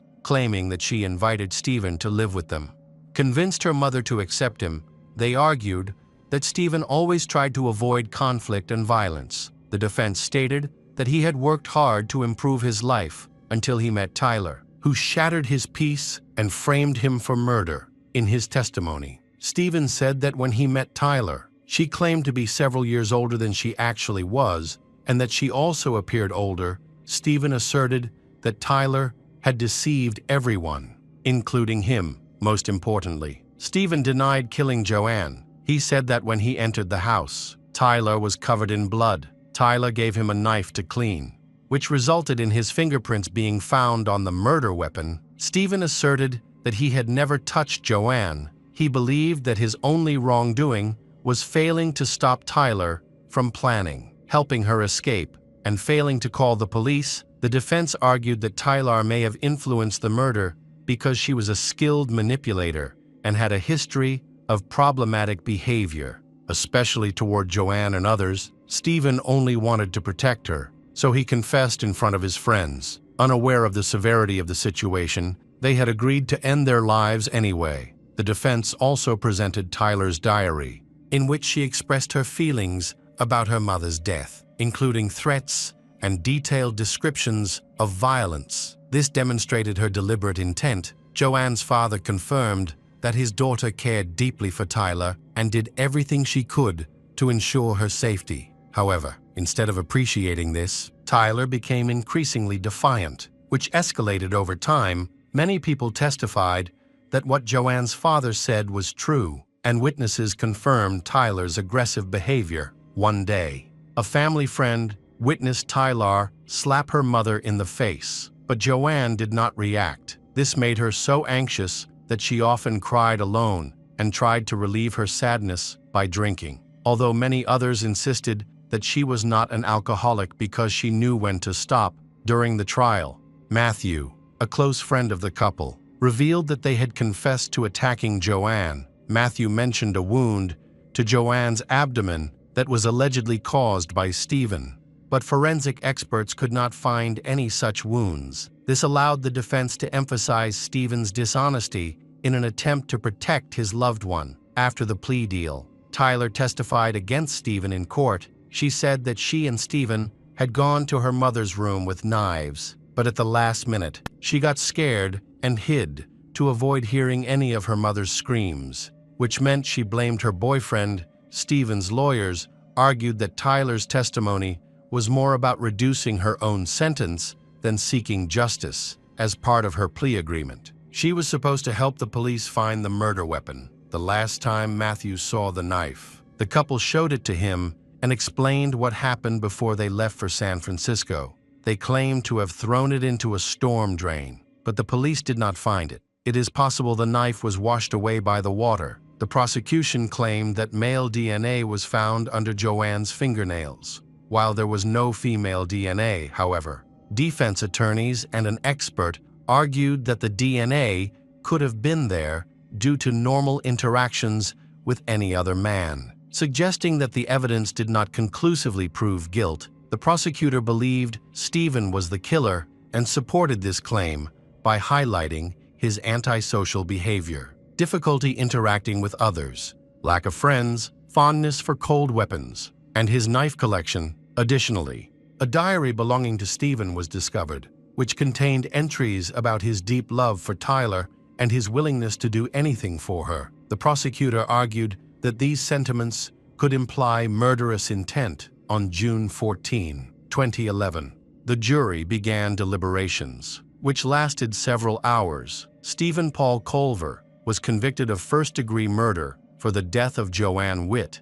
He broke down in tears as he left the courthouse. Joanne's father was upset that his granddaughter described Joanne as an alcoholic who would incite violence against her own child, in his view. This description did not reflect the truth. Joanne had devoted her life to ensuring Tyler's happiness instead of receiving gratitude. She suffered a tragic fate. On August 12, 2011, the judge announced the verdict. Stephen Paul Culver was sentenced to life in prison without the possibility of parole. Meanwhile, Tyler Witt pleaded guilty to second-degree murder, waived his right to a jury trial, and waived his right to appeal. Tyler Witt was sentenced to life in prison with the possibility of parole after 15 years. Welcome back to our channel. Today we will explore a new case, the case of Christopher Wilder. Some criminals leave a lasting mark on the criminal world, not only due to their brutality, but also because of the sophisticated methods they use to cover up their crimes. Today's story is about a series of mysterious murders that once shook America. Where dreams become nightmares, Elizabeth Kenyon, a 23-year-old aspiring model, had big dreams. She competed as a finalist in a beauty pageant in Florida, unfortunately. Her beautiful journey was tragically cut short on March 5, 1984. Elizabeth disappeared without a trace, worried. Her parents immediately contacted the Miami police to report her missing. However, as is often the case, the authorities downplayed their concerns. Claiming there was no need to worry yet, they suggested Elizabeth might be out celebrating her pageant success with friends or a boyfriend. The police advised the family to wait 24 hours before filing an official missing persons report. But her parents knew this wasn't like Elizabeth. She wasn't the type to party and always made sure to inform others of her plans. A day passed, but the police still made no move to solve her disappearance. Her mother, however, had a strong feeling that something terrible had happened to her daughter. Ultimately, her parents decided to hire a private investigator, together with Elizabeth's parents. The detective visited the apartment Elizabeth had been renting, hoping to uncover any clues. After searching the apartment, they found two notable items: an address book and a photo album. The album contained several pictures of Elizabeth's friends, while a small note inside detailed her schedule for the day she went missing. The note mentioned a planned meeting with a photographer at a specific address. When the investigator followed up on the lead, the building concierge confirmed seeing Elizabeth on the day she disappeared. She had been accompanied by a man. The detective soon discovered that the man she was scheduled to meet was Christopher Wilder, a 38-year-old who had been in a relationship with Elizabeth. Christopher had even proposed to her. But Elizabeth had declined, citing concerns about their age difference. On March 11, just 6 days after Elizabeth went missing, the detective contacted Christopher to ask him some questions about her disappearance. Christopher claimed he had no idea where Elizabeth might be. The detective then arranged an in-person meeting with Christopher. During their calm conversation, Christopher showed the detective some of his photography. Nothing incriminating or suspicious surfaced, except for one particular photo of Elizabeth. In the image, she appeared visibly frightened, which the seasoned detective found unusual. Christopher explained that they had only done a short photo session on the day in question, after which Elizabeth supposedly left with an unidentified man. Still, the detective decided to investigate Christopher further. Christopher Wilder was born on March 13, 1945, in Sydney, New South Wales, to an Australian mother, June Wilder, and an American father, Coley Chapman Wilder, who was a naval officer. Christopher was the oldest of 4 sons. His life was challenging from the start. Christopher was nearly stillborn and is believed to have nearly drowned in a swimming pool at the age of 2. These incidents were only the beginning of his troubled life. On January 4, 1963, when Christopher was 17, he and 2 friends had abused and assaulted a 13-year-old girl at a quarry, while all 3 denied involvement. Christopher was sentenced to probation. He later claimed that he underwent electroshock therapy as part of a rehabilitation program. Some experts speculated that this treatment could have been a traumatic experience, potentially worsening his mental state and contributing to his later violent behavior. However, no concrete evidence of this therapy has ever been found. It's also possible that Christopher fabricated this story to justify his actions. A journalist even suggested that another claim about nearly drowning in a swimming pool was also false. As Christopher's parents did not confirm it, these accounts may have been Christopher's attempts to gain sympathy. In 1968, Christopher got married, but his wife left him after just 1 week. The incident occurred after Christopher was arrested on suspicion of multiple abuse offenses at Manly Beach, Australia, following their divorce. His ex-wife informed the authorities that she believed Christopher had attempted to seduce her mother and another relative shortly after their marriage. She also discovered photographs of women in lingerie in his work briefcase and car, suggesting an obsessive fixation on women. Additionally, she suspected that he had twice attempted to strangle her during intimate moments, possibly with the intent to kill her in November of the same year. Christopher used the sensitive photos to blackmail a nursing student in Australia into having intimate relations with him, although the woman reported the incident to the police. The case was dropped because she refused to testify later. She revealed that her fear of retaliation from Christopher, whom she already perceived as unstable, had prevented her from coming forward. After emigrating to the United States, Christopher began a new chapter in his life, one that would eventually lead to his dark crimes. A resourceful, he entered the real estate business and achieved notable success, amassing a substantial fortune. With his newfound wealth, he purchased a luxurious waterfront mansion in the prestigious Boynton Beach area, located 25 miles south of Palm Beach. Along with a Porsche 911 and a boat, Christopher also developed a passion for car racing, participating in the Miami Grand Prix and embracing an extravagant lifestyle. During this period, he frequently vacationed in Hawaii and the Bahamas. It was also during this time that he developed a strong interest in photography.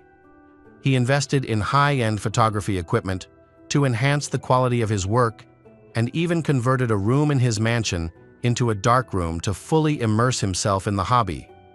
However, he was driven by other impulses, vastly different from art.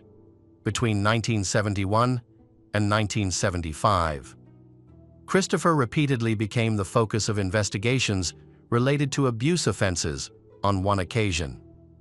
He lured a young woman into his pickup truck under the pretense of photographing her for a modeling agency. Of course, this was a lie. And the girl became a victim of brutal abuse, despite numerous allegations from his victims. Christopher was never held accountable for his crimes. In 1977, a psychiatrist who evaluated him concluded that he was mentally ill. The psychiatrist considered him dangerous, recommended that he remain under constant medical supervision and participate in a specialized treatment program, according to the expert. Christopher harbored an obsessive desire to dominate women, degrade them to the level of slaves, and inflict pain and injuries, however. The psychiatrist's conclusions did not result in any legal consequences, and Christopher was acquitted by the jury on April 13, 1980. A 17-year-old girl named Carla Hendry from Beverly, Massachusetts, escaped from an attack and provided law enforcement with details about the perpetrator's vehicle, however. No action was taken in 1982 while visiting his parents in Australia. Christopher was accused of an abuse offense involving two 15-year-old girls from Manly. He had lured them to a remote area and forced them to pose sensitively. Thankfully, the girls were not seriously harmed and were able to identify him, leading to his arrest. Christopher's parents posted bail for him, and he was even permitted to return to Florida while awaiting his legal proceedings, which were scheduled for April 1984 during the investigation of Elizabeth's case. Authorities uncovered a connection to another case, just 7 days before Elizabeth disappeared. A 20-year-old woman named Rosario Teresa Gonzalez went missing during the Miami Grand Prix. Christopher, a racing enthusiast, had attended the event. Rosario, a model working for a marketing company, had been handing out flyers and promotional items at the event. She vanished shortly after the race. It was later revealed that she had agreed to a photography session with Christopher, who had driven off in his Porsche. The circumstances strongly suggested that Christopher was involved in the disappearances of both women. On March 12, 1984, Elizabeth's parents sought help from an FBI special agent specializing in homicide investigations at the Miami office. Frustrated by law enforcement's lack of interest in the case, the family hired a private investigator and reached out to the Miami Herald to raise public awareness about Elizabeth's disappearance, hoping to provoke a response from the suspected abductor. On March 16, 1984, the newspaper published an article claiming significant progress in the investigation. Though it did not mention Christopher by name, the article briefly described the suspect as an Australian, a race car driver, and an amateur photographer. The intention was to prompt a reaction from Christopher. Law enforcement finally began paying closer attention to these cases after the publicity surrounding them. When agents reviewed the evidence, they quickly noticed a suspicious link between the two missing women, Elizabeth and Rosario, and their scheduled photography sessions with a man named Christopher. A background check revealed that Christopher had a long history of legal issues in Australia. At the time, he was on probation for an abuse charge and awaiting a new trial. This discovery gave the FBI grounds to open a full investigation on March 20, around the same time. They received a report from Linda Grover, 19, about an attempted kidnapping. Linda described being attacked by a man who tried to abduct her, seemingly intending to keep her captive or abuse her as a slave. Thankfully, she managed to escape. Her description of the attacker matched Christopher exactly. An FBI agent immediately interviewed Linda. She said, while she was working, a man approached her, complimented her appearance, and offered her a modeling opportunity, claiming to be a fashion photographer. He invited her to his car to view his portfolio. Linda declined and walked away, but the man persisted. He followed her in his car, urging her to go to a park with him for a quick photo session. Promising to pay her $25, Linda refused again and went into the store. When Linda stepped outside, the man approached her again, although he appeared friendly. She sensed a sinister presence about him that made her uncomfortable. She scanned the area for anyone who might help if needed, but the place was deserted. Christopher tried to convince her to join him for a photo shoot, opening his car to show her fashion magazines. This all occurred in broad daylight in a public setting. Suddenly, Christopher struck Linda on the head, knocking her unconscious. When Linda woke up, she was immobilized and lying in the back seat of a car. She began crying, which enraged Christopher. He stopped the car, taped her mouth shut with duct tape, and forced her into the trunk. He then drove to Glen Oaks Motel. Once there, he stuffed her into a sack. Restricting her movement entirely, Christopher glued her eyelids shut with super glue, tied her up, and abused her to hours of torture. Using a stun weapon to shock her whenever she resisted, his cruelty convinced Linda that she wouldn't survive. However, at one point, when Christopher became distracted, Linda managed to free herself and hide in the bathroom. She banged on the walls and screamed for help as loudly as she could. The noise scared Christopher, and he fled later. When an FBI agent showed Linda photographs of Christopher, she trembled and confidently identified him as her abductor. Linda eventually became a key witness in the case. However, the investigation progressed very slowly. Within a week, Linda had to leave the state out of fear for her safety. She was placed under FBI protection and relocated to a secret location. Law enforcement soon realized they were dealing with a violent and dangerous individual linked to multiple crimes. It took her more than 30 years to recover from the trauma she suffered. During that time, Linda earned a doctoral degree and frequently spoke to the media, sharing the story of her miraculous escape at the time of her abduction. Linda didn't fully comprehend how fortunate she was to survive, despite her fear. She was determined to ensure the criminal was imprisoned for a long time. Meanwhile, authorities needed more evidence to charge Christopher with the abductions of Rosario and Elizabeth. Police secured a search warrant for Christopher's home and arrived with FBI agents. They broke down the door and found the house empty. Christopher had fled days earlier. A massive manhunt was launched to locate him. Investigators thoroughly searched the house, but Christopher had meticulously cleaned it, leaving behind no fingerprints or evidence. Interviews with neighbors revealed that Christopher had disappeared immediately after the Glen Oaks Motel incident, likely realizing the police were closing in and would soon come for him. On March 23rd, in Canaveral Groves, the body of 21-year-old Teresa Ann Ferguson was found. She had last been seen at a shopping mall with a man resembling Christopher. Investigators discovered that Teresa had been beaten with a blunt object and then strangled to death. The method of the attack matched Christopher's profile, raising the victim count to 4. FBI agents concluded they were dealing with a serial killer and feared he could strike again at any moment. Immediate action was critical that same day. Alarming news arrived the day before the raid on Christopher's home. He had been seen at a local bank withdrawing a large amount of cash.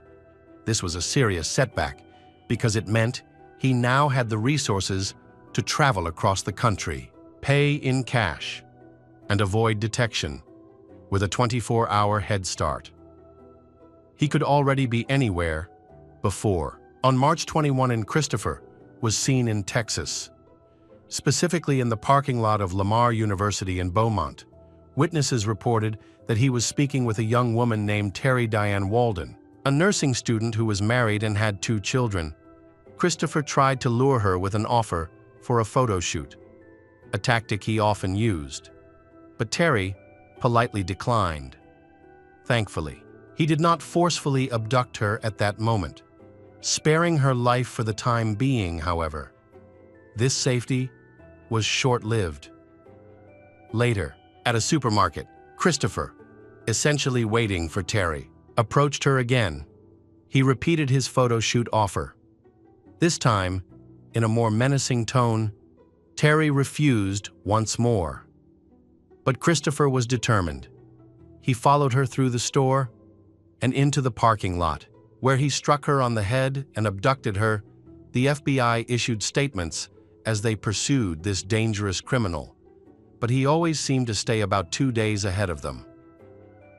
According to agents from the Miami office, a press release was issued describing Christopher's car, which he had used to kidnap Terry, unfortunately.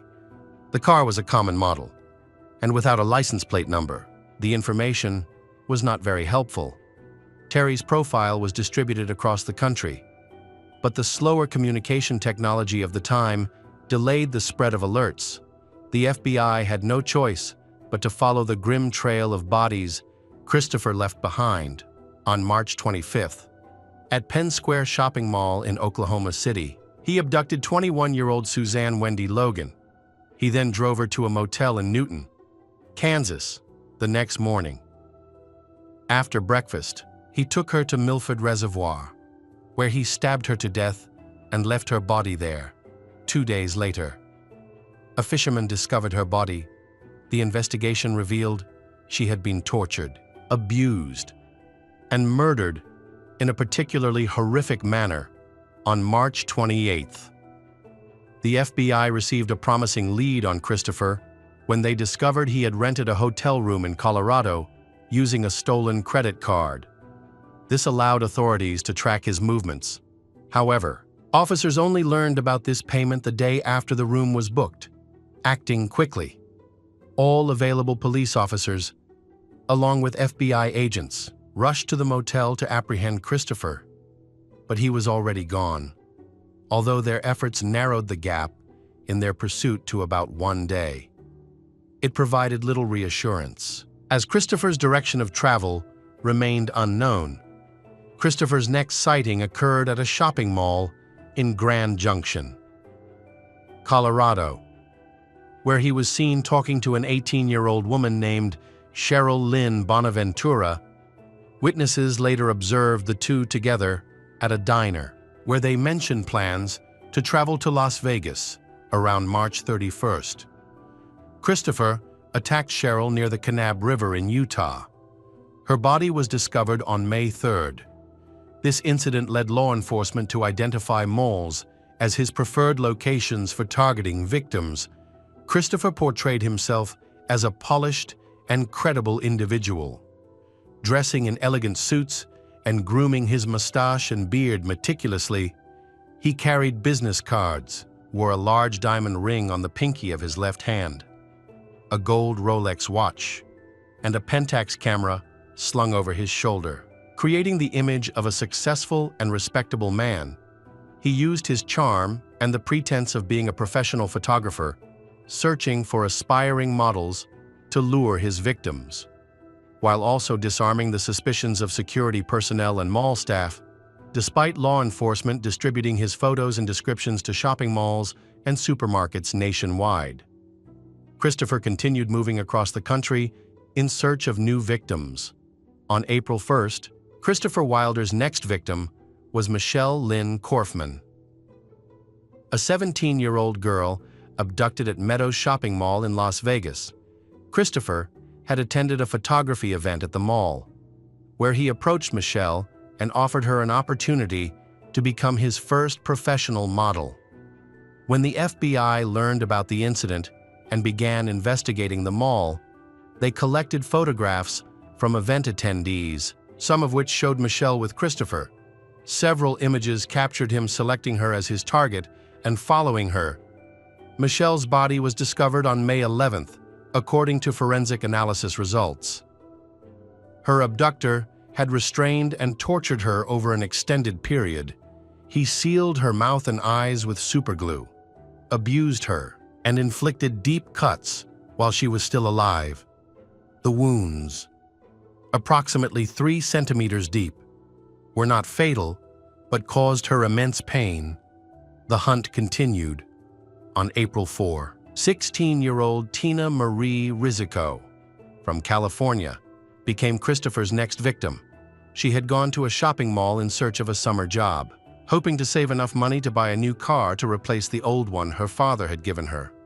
At the mall, Christopher approached her, complimented her appearance, and offered her $100 in cash for a photo shoot, hoping to earn some extra money. Tina agreed. They went to a nearby park, where she willingly posed, expecting to receive her payment. However, Christopher suddenly pulled out a weapon and forced her into his car. She had no choice but to comply. Christopher drove Tina to a motel in San Diego, where she was subjected to hours of brutal torture. He cut her with a knife, electrocuted her, beat her, and alternated these horrific acts with abuse assault when Tina disappeared. The FBI issued a special bulletin and held a press conference. By this time, Christopher Wilder had become the most wanted fugitive in the United States. Tina was his 7th known victim. With at least 6 others already confirmed, Christopher's name and crimes were being discussed on television, in newspapers, and on the radio. The FBI hoped this extensive media coverage would lead to his capture. In the spring of 1984, the FBI launched one of the largest manhunts in U.S. history. Despite their efforts, Tina remained missing. Authorities hoped she might still be alive, but in reality, she was enduring unimaginable suffering. On the 6th day of captivity, Christopher told Tina he would set her free if she helped him lure in his next victim. Desperate to survive, Tina agreed. Christopher had already chosen his next target, Dawnette Sue Wilt, a young woman who worked part-time handing out flyers in supermarkets. He forced Tina to pretend she was looking for work in order to convince Dawnette to get into his car. The plan worked, and several witnesses reported seeing an unknown man leaving an Indiana shopping center with 2 women. The man's description matched Christopher, whose face was now widely recognized across the country, despite promising Tina her freedom. Christopher refused to release her and forced her to watch as his victims endured horrifying torture.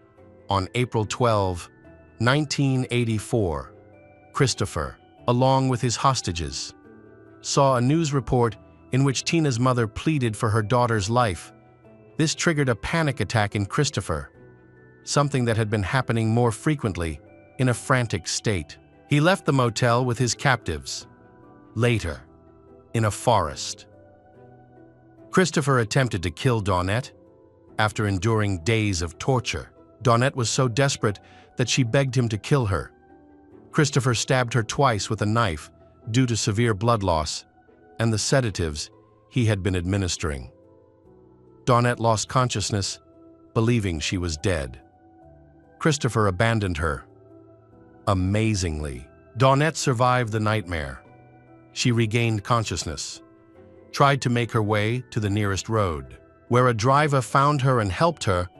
Christopher returned to the spot where he had left Dawnette to confirm her death. But when he discovered she was no longer there, he panicked. Based on Dawnette's testimony, FBI agents determined that the suspect was heading toward the Canadian border. Investigators discovered he was driving a car stolen from Terry. The vehicle was soon found abandoned. Christopher managed to escape once again. He was next spotted at a shopping center in Victor, New York, where he targeted a 30-year-old woman named Beth Elaine Dodge to steal her Pontiac Firebird, again with Tina's assistance. Christopher took Beth to the woods and killed her. He did not abuse or torture Beth. He only wanted her car. After this cold-blooded murder, Christopher unexpectedly released Tina, even giving her money so she could return home. Tina became a crucial witness, providing detailed accounts of the horrors she endured during her captivity. FBI agents learned that Christopher had friends in Canada whom he had visited periodically before his crime spree. Law enforcement was convinced he was heading to them with his newly stolen car. Christopher had gained a significant lead over the agents. Authorities believed he was already en route to the border. In response, all available police forces were mobilized, and law enforcement agencies were alerted to the threat posed by Christopher. On April 13, Christopher stopped at a service station in Colebrook, New Hampshire, near the Canadian border. Two state police officers at the scene recognized him as a dangerous criminal from distributed bulletins. As the officers carefully observed him, Christopher noticed their presence. He ran to his car and armed himself with a weapon. One of the officers attempted to tackle him from behind, leading to a struggle in which his weapon discharged twice. The first bullet hit Christopher, penetrating his back, while the second caused a fatal chest injury. The officer accidentally attacked himself despite suffering serious injuries. The officer survived, underwent a long recovery, and later returned to duty as a celebrated hero who had stopped a killer capable of taking more lives. During a search of Christopher's car, police discovered a copy of the book The Collector by John Fowles. The novel tells the story of a man who kidnaps and imprisons a woman in a basement. Eventually leading to her death, authorities believe Christopher was inspired by this book and saw it as a model for his crimes. The serial killer was later cremated in Florida, leaving behind an estate valued at over $7 million that same year. The court ordered taxes to be deducted from the estate, with the remaining funds distributed among the families of his victims. Several previous cases allegedly involving Christopher Wilder are also mentioned. On May 29, 1982, near a property owned by Christopher, a bag containing the skeletal remains of 17-year-old Tina Marie Beebe was discovered. Tina's sister revealed that before her disappearance, Tina had planned to attend a photo shoot after being invited by a photographer. Similarly, 20-year-old aspiring model Sherry Lynn Ball disappeared on June 27, 1983, in Boca Raton, Florida. After leaving for a photo shoot, her badly decomposed body was discovered 3 months later by a hunter in Shelby, New York. 18-year-old Tammy Lynn Leppert, an aspiring model, vanished in Florida following a heated argument with a man resembling Christopher Wilder, Tammy's mother, who had been actively supporting her modeling career, claimed that Christopher and Tammy had met during a film casting session. During this meeting, Christopher reportedly asked to photograph Tammy, but she refused. 15-year-old Colleen Emily Osborne went missing after leaving her home in Daytona Beach, Florida, on March 15, 1984. That day, she missed her school bus, skipped classes to go to the beach, and never returned home. On April 6, 1984, her partially buried body was found near a lake in Orange County, Florida. Investigators later uncovered that Christopher Wilder had stayed at a nearby motel on the same day as her disappearance. One of Colleen's classmates reported seeing a man resembling Christopher at their school. Scouting for models, the man had offered $100 to a girl willing to pose for him, but Colleen declined. Christopher Wilder is remembered as one of the most notorious serial killers in the United States. Infamously known by the nicknames the Beauty Queen Killer and the Snapshot Killer, the bodies of Rosario and Elizabeth were never recovered. It has been confirmed that he kidnapped 12 women and murdered 9 of them. Authorities also suspect his involvement in several other similar crimes in the United States and Australia during that period. Welcome back to our channel. Today we will explore a new case, the case of Tove Tunnies. Tove Tunnies was born in May 20, 2001, in Sweden. She grew up in the small suburban town of Vetlanda. Home to just over 10 residents, Vetlanda is a quiet place where everyone knows each other, and incidents of crime are very rare, making any unusual event a topic of local interest. A few years before the tragic events, Tove decided to pursue her studies at a university in a larger city about 200 kilometers away. Enrolling in the medical faculty, however, by 2022, she realized that this career path was not right for her. To take some time to reflect and possibly consider a different field, she decided to take a year off and move back in with her family while living with her parents and twin sister. Tove quickly found a job as a substitute teacher at a local school. This role allowed her to support herself, and she soon moved into a rental apartment. Tove excelled as a teacher, forming strong connections with her students and earning high regard from her colleagues and supervisors, known for her cheerful demeanor. She was not only recognized as a teacher, but also as an enthusiastic football player, having played for the local football club since childhood, just like her twin sister. On Saturday, October 15, 2022, Tove went to a nightclub that featured a bar, bowling, and live music, hoping to have a fun night with her friends. While there, she unexpectedly ran into two acquaintances, Johanna Jansen, who was 20, and Maya Hellman, who was 18. Tove and Maya had been close friends for a while, having met at a mutual friend's party a few years earlier. Since then, they often went dancing together.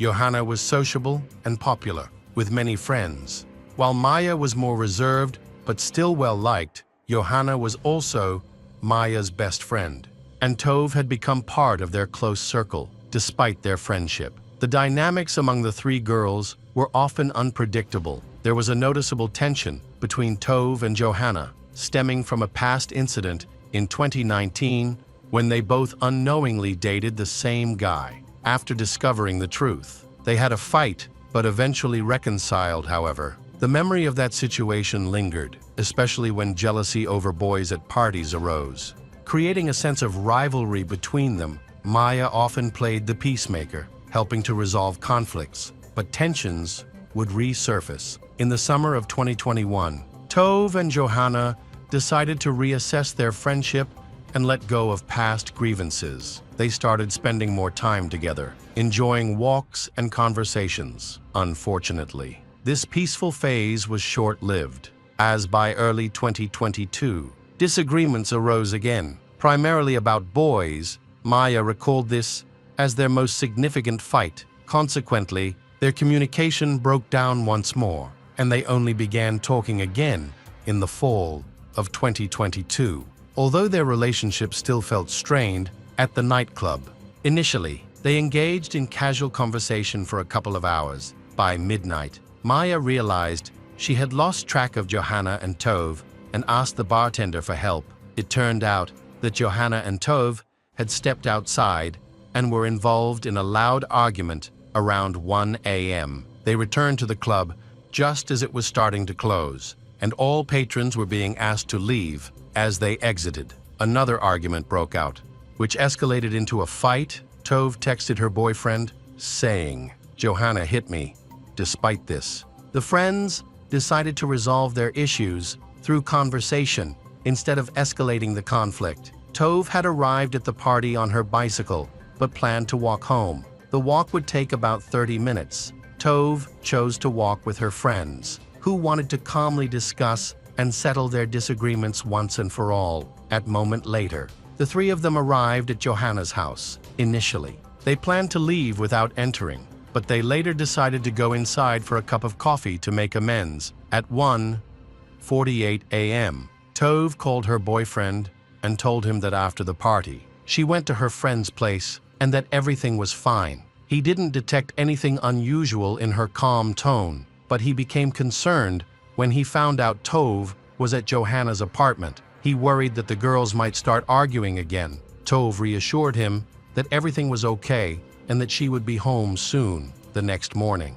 Tove's mother tried to contact her daughter, but there was no response. They had planned to go shopping together that day by 10 a.m. Tove still hadn't replied. Concerned, her family decided to check her house. They found the door locked and received no answer. About 9 hours after Tove last communicated with her boyfriend, Tove's mother contacted the police. Initially, the police didn't take Tove's mother's concerns seriously, thinking it was normal for young people to be out late after a night at a bar. However, Tove's mother was persistent and eventually convinced the officers to take action. They interviewed Tove's mothers to understand the recent dynamics between Tove and her friends. When they learned about a conflict between Tove and one of her friends, they began to suspect that it might be connected to her disappearance. Tove's mobile phone was examined, revealing that it last connected around 4 a.m. on October 16. The signal was detected several kilometers away from her home, and the phone was turned off near marshy land. This area was chosen as the starting point for the search for Tove or any clues about her whereabouts. At the time, Tove's phone last connected. Johanna and Maya were at Johanna's house. Detectives interviewed the girls in detail about their evening together and inquired about any conflicts among them. As they were the last people to see Tove alive, both girls were considered suspects, but were released because there was no evidence to charge them. They denied any involvement in Tove's disappearance, explaining that, after an argument, they reconciled and spent a calm evening with Tove at Johanna's house before they parted ways. They had not seen Tove since then. Detectives went to Tove's home to conduct searches, but found nothing suspicious. It seemed that Tove had not returned that night after meeting with her friends. It was then decided to go to Johanna's apartment, which was under renovation, so all the rooms were quite dusty but sterile clean. Moreover, there was a strong smell of cleaning products. On the bed, the police discovered a new sheet that did not match the color of the other bedding. It seemed that the sheet stood out against the rest of the set, as if it had been replaced quite recently. Johanna could not fully explain what had happened with the sheet and even refused to show it to the officers. In the kitchen, a large roll of black garbage bags was found, as well as a large container of bleach and a bottle of medical alcohol. Despite all this, no signs of a struggle or bloodstains were seen in the apartment. After the searches, it was decided to talk to Johanna and Maya once again, and they were officially interrogated. Both agreed to cooperate with the police and calmly answered the investigators' questions. Johanna seemed particularly calm. The girl's behavior appeared somewhat strange in light of the fact that it concerned the disappearance of their close friend. Johanna admitted that they had a fight the night before Tove's disappearance while at the bar. Moreover, Johanna recounted how a conflict arose between the girls, and she also mentioned that Tove had physically attacked her. Maya also described the argument that occurred between the friends. However, according to her, it seemed much less aggressive and brutal than how Johanna described it. This became the first clear contradiction that detectives discovered.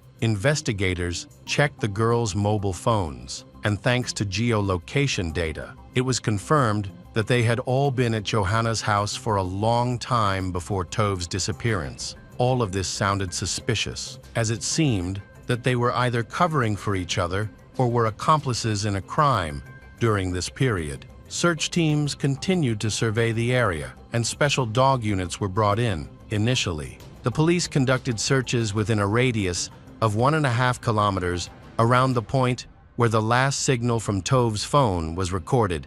However, it quickly became clear that finding her there would not be possible, as there were no traces indicating the missing person. The search area was then expanded to the surroundings of the city. The day after re-interviewing Tove's friends, the police also publicly announced her disappearance, which sparked a wide public response. All local newspapers began publishing headlines about the search operation, along with photographs of hundreds of volunteers who took to the streets By October 20, Johanna and Maya were arrested on suspicion of kidnapping. Both girls continued to insist on their innocence. However, by that time, the police had witnesses who would later help unravel the mystery of Tove's disappearance. One of the key figures in this case was Johanna's neighbor, whose real name was not disclosed to the public for safety reasons. According to this young man, he heard suspicious thuds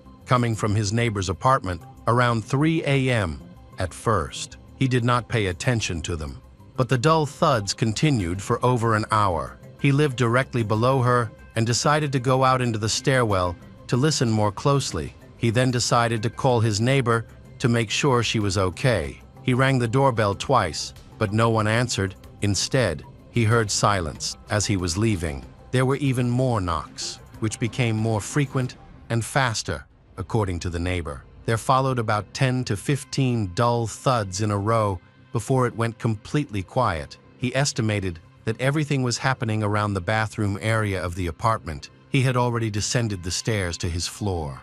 As soon as he opened his door, he heard a door slam shut upstairs, Johanna's door. He looked outside and saw Johanna walking down the stairs. She smiled and apologized for the noise. Explaining that she had a friend over and they had been drinking, she admitted that she and her friend had drunk too much, which was the reason they had been feeling sick in the bathroom, despite her neighbor's confusion. Johanna reassured him that there would be no more noise because her friend was now feeling better and had fallen asleep on the couch. Johanna then mentioned that she was planning to grab a late-night snack at McDonald's, where she would buy a cheeseburger. The neighbor kindly offered to drive her there, and Johanna accepted his offer.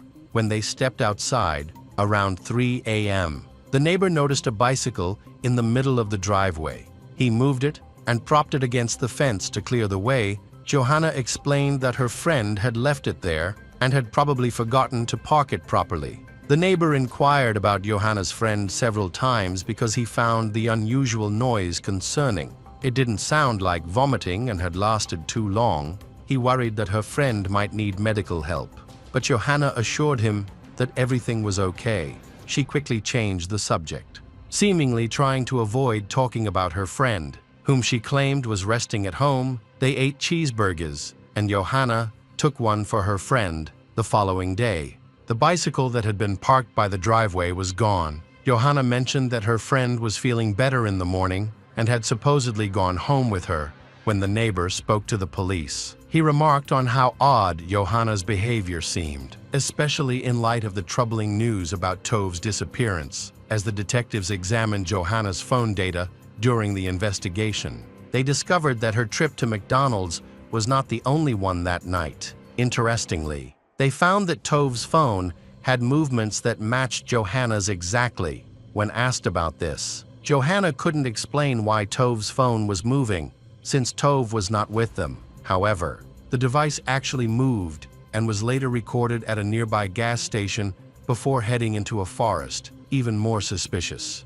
Johanna returned to this location the following day. This is also where Tove's phone was last found. Search teams quickly intensified their efforts. On November 2, searchers scoured the wooded area near the city and discovered something unusual about 8 meters from the embankment. Hidden under the forest undergrowth, the ground was disturbed, with charred fragments and several plastic bags scattered about. Analysis later showed that these bags were identical to those found in Johanna's home. Under a thin layer of soil, severely burned human remains were uncovered.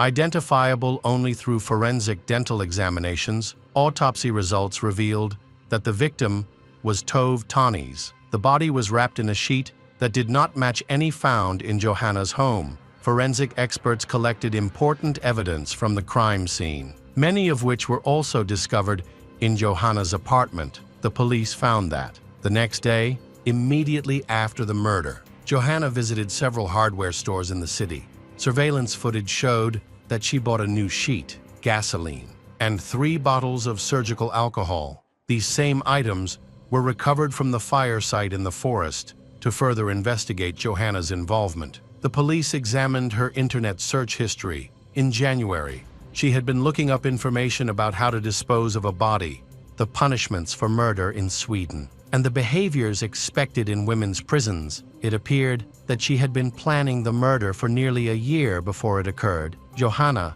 was charged with first-degree murder and attempting to destroy evidence. Based on the gathered information, she insisted that she had nothing to do with Tove's death. A memorial was held for Tove on the soccer field of her hometown, where she had played since childhood. Over 200 people attended to honor her memory by releasing glowing lanterns into the sky as new revelations emerged. Suspicions against Johanna grew, adding pressure on the young suspects involved. The entire nation of Sweden closely followed the investigation. Eventually, Maya came forward, expressing her willingness to cooperate with the authorities. Maya explained that shortly after she, Johanna, and Tove arrived at Johanna's apartment, another argument broke out. When things quieted down, Maya, extremely tired, lay down on her friend's bed and quickly fell asleep.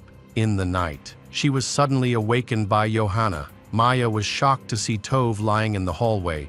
Johanna told Maya that Tove had fallen and hit her head in the bathroom, knocking her unconscious. They checked for a pulse but found none. Tove was dead. Frightened, they decided to dispose of her body. A few weeks later, Johanna chose to cooperate with the investigation. She explained that after everyone had calmed down, she wanted to ease the tension by showing Tove the new bathroom in her apartment, which was still under renovation.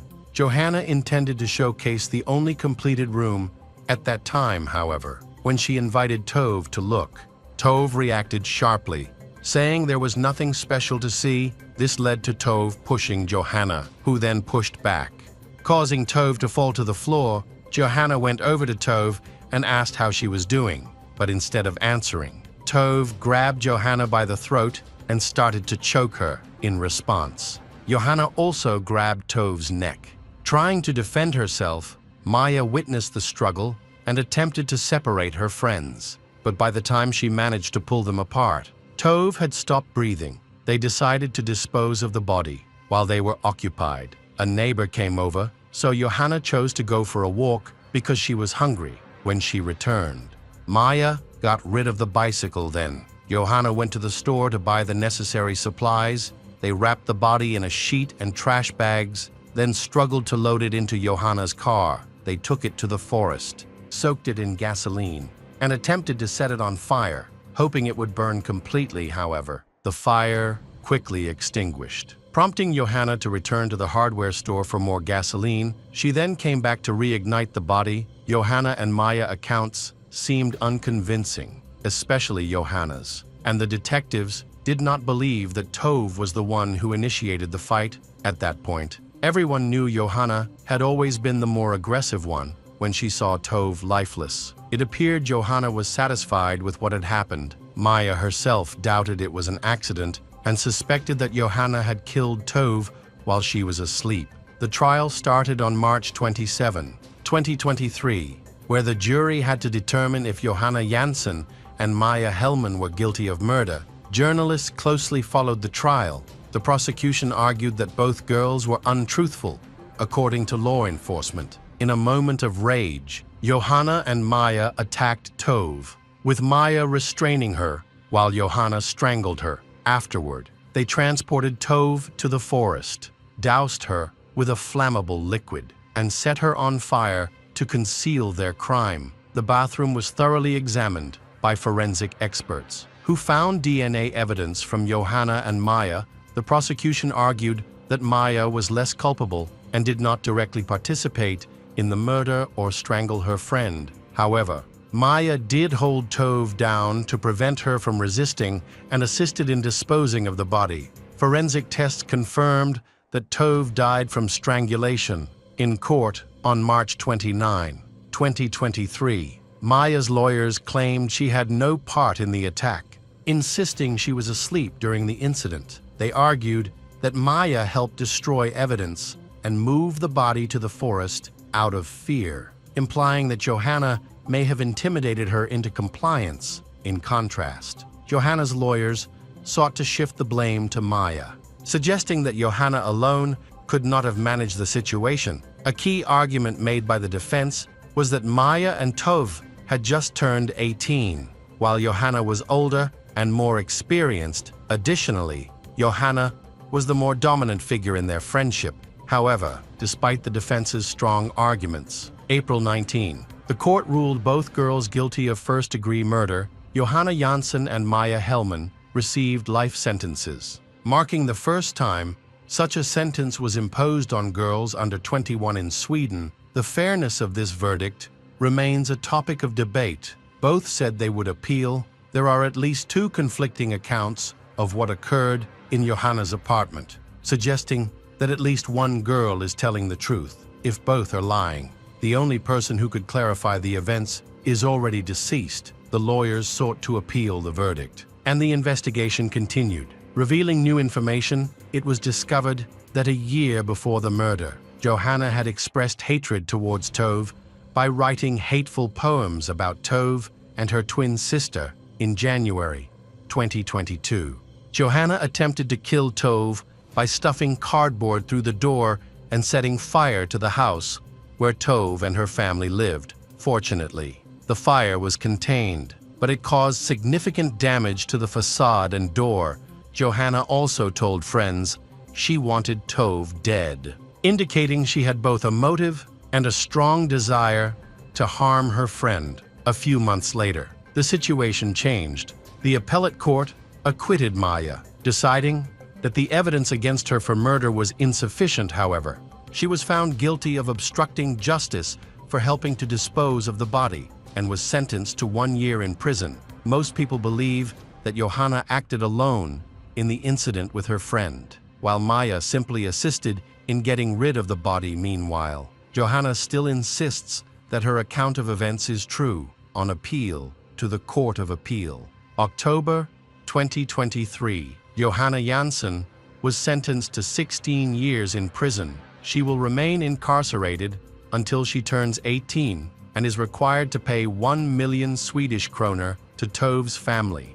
Tove's family have appealed the sentence to the Supreme Court in the hope that Johanna Jansson's sentence will be increased, knowing that her chances of winning her appeal were slim. Johanna attempted to escape from prison with another inmate on New Year's Eve 2024. Their escape plan was uncovered. They intended to take a prison staff member hostage to help them flee. Fortunately, prison authorities discovered the scheme before it could be carried out. Hello everyone. Today we will learn about another case, the case of Gail Clevenger. Our story takes place in DeBerry, a small town in Florida near Orlando. Gail Clevenger, a 46-year-old mother and wife, is one of 6 children in a large family. Growing up in a dysfunctional home, she endured abuse from her parents. Not only did they struggle with alcoholism, but they also neglected their children, often falling into poverty and barely able to provide for the family. Gail had 4 sisters and a brother. Despite the misery and chaos of their home life, they found support in one another. Growing up in an unstable family made her fearless and independent. Gail remained strong, positive, and friendly. The difficulties she faced only strengthened her spirit. Throughout her life, Gail had a passion for art. She played the violin as a child. She dreamed of pursuing her talents in music and art, but quickly realized that achieving her goals would be difficult without her parents' support. As a result, she chose to work in a more practical and profitable field. In 1990, she graduated from high school and enrolled at the University of Miami to study architecture. Gail was highly intelligent, achieving excellent academic results and graduating with honors. As a young and energetic woman, she felt ready to take on any challenge. Although architecture is often seen as a difficult field, especially for women, Gail found her first job within a month and quickly advanced in her career. By the mid-1990s, she was in a serious relationship and had married her boyfriend. Unfortunately, their relationship was troubled from the beginning and soon became abusive. The trauma from her childhood resurfaced, and Gail faced a difficult battle. With the support of close friends, she was able to escape her husband's manipulation. They helped her numerous times and assisted her in obtaining a restraining order. Leaving this abusive marriage was a pivotal moment for her. The only bright spot during this time was the birth of her son, Gregory Logan Ramos, for whom she was able to secure full custody. Gail always hopes to find love and happiness. In the early 2010s, she met Danny, a calm and family-oriented man. She felt that her luck was finally changing and that she could build the loving family she had always dreamed of. Initially cautious, she grew more confident in Danny's suitability as a partner over time. About a year later, they decided to get married. By 2018, Gail was living with Danny, her son Gregory, and Danny's children, who had been abandoned by their biological mother. This new family gave Gregory a brother and a sister. During this period, Gail was thriving at work, but she faced challenges in her personal life, particularly with her biological son, Gregory. From an early age, Gregory exhibited limited social skills. While he had a few friends, he often struggled to fit in, particularly when confronted with new or unfamiliar situations. Worried about your child's condition, Gail wanted to help him develop social confidence. She enrolled him in karate classes, hoping that participating in a sport would boost his self-esteem and help him communicate better with peers. Unfortunately, the relationship between the siblings in the family did not develop as she expected. Gail put in a lot of effort to connect with her son. Many people recognized her as a caring and devoted mother who did everything for him. In her free time from work, she worked hard to create a nurturing environment for his upbringing, one that she had missed out on during her own childhood. She believed it was important for him to focus on his education and career, but her attempts to communicate this seemed to go unheard. At this time, the family lived in a large house where 15-year-old Gregory and his siblings each had their own rooms. Gail felt proud to have achieved her dream of a happy family life. However, not everyone shared her positive outlook. Gregory was in middle school, where he had a small circle of friends, but overall, he struggled to fit into society. His performance in class was average. He didn't stand out in any particular way and lacked enthusiasm for school activities. It seemed that his mother was more invested in his achievements than he was. He rarely met up with friends outside of school and preferred to spend most of his time alone in his room playing video games. His main hobby was gaming, and he also enjoyed listening to loud music late into the night in his room. During this time, he got into many conflicts and fights, attracting the attention of the police. His mother did her best to protect him from trouble and managed to persuade the police to give them a chance to sort things out. A psychologist then worked with Gregory and determined that he had no intelligence or developmental issues. Rather, he was simply too lazy to succeed and achieve his goals. At the age of 15, this situation was further complicated by the difficult transition period Gregory was experiencing. Gail was very concerned about her son's legal issues. She recognized that nothing serious had happened so far, but she feared that if they couldn't get him under control, it could lead to more significant problems. To address this, she tried to redirect Gregory's focus from video games to his studies. The consistent pressure from his mother resulted in improved academic performance. He began to do better in school. However, Gregory disliked any interference in his life and resisted her efforts. At the end of 2018, his grades started to decline again. He struggled with several new topics across different subjects. His mother attempted to explain everything to him, but Gregory stubbornly refused to listen. Gail and her children collaborated to encourage Gregory in his studies. On November 1, 2018, Danny and his children went to visit relatives in another city, leaving Gail alone with Gregory. Despite the lack of support during their discussion about his education, Gail continued to motivate Gregory, hoping to steer him back on track. That evening, she checked his grades and noticed that he was falling below the passing mark.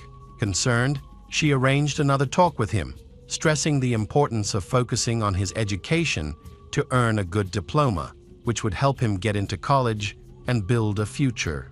As usual, the rebellious teenager Gregory listened without displaying much emotion. The next morning, Gregory went to school as usual. He remained quiet and reserved, interacting only with a small group of friends. After school, he returned home around 3 p.m.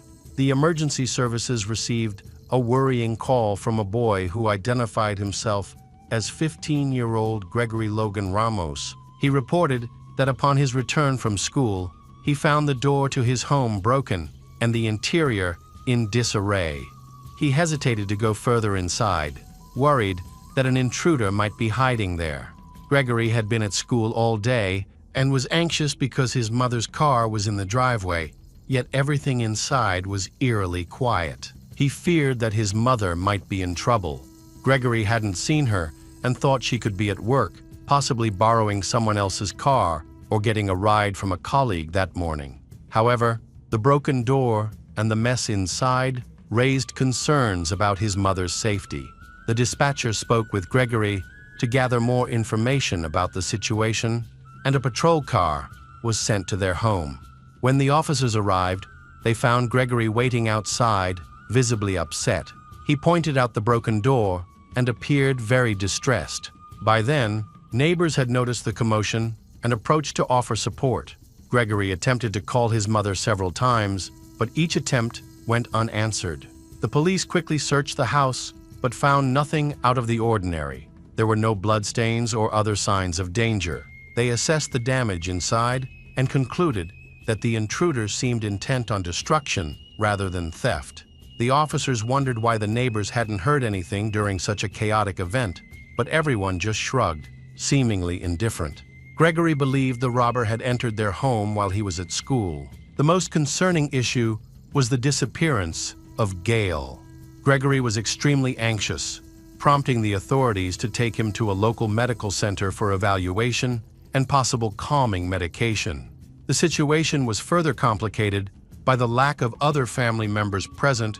Aside from Gail and Gregory, no one else was in the house. Although there were suspicions of revenge from the ex-husband, this theory was quickly ruled out because he had a solid alibi, confirmed by colleagues and surveillance footage showing he was at work.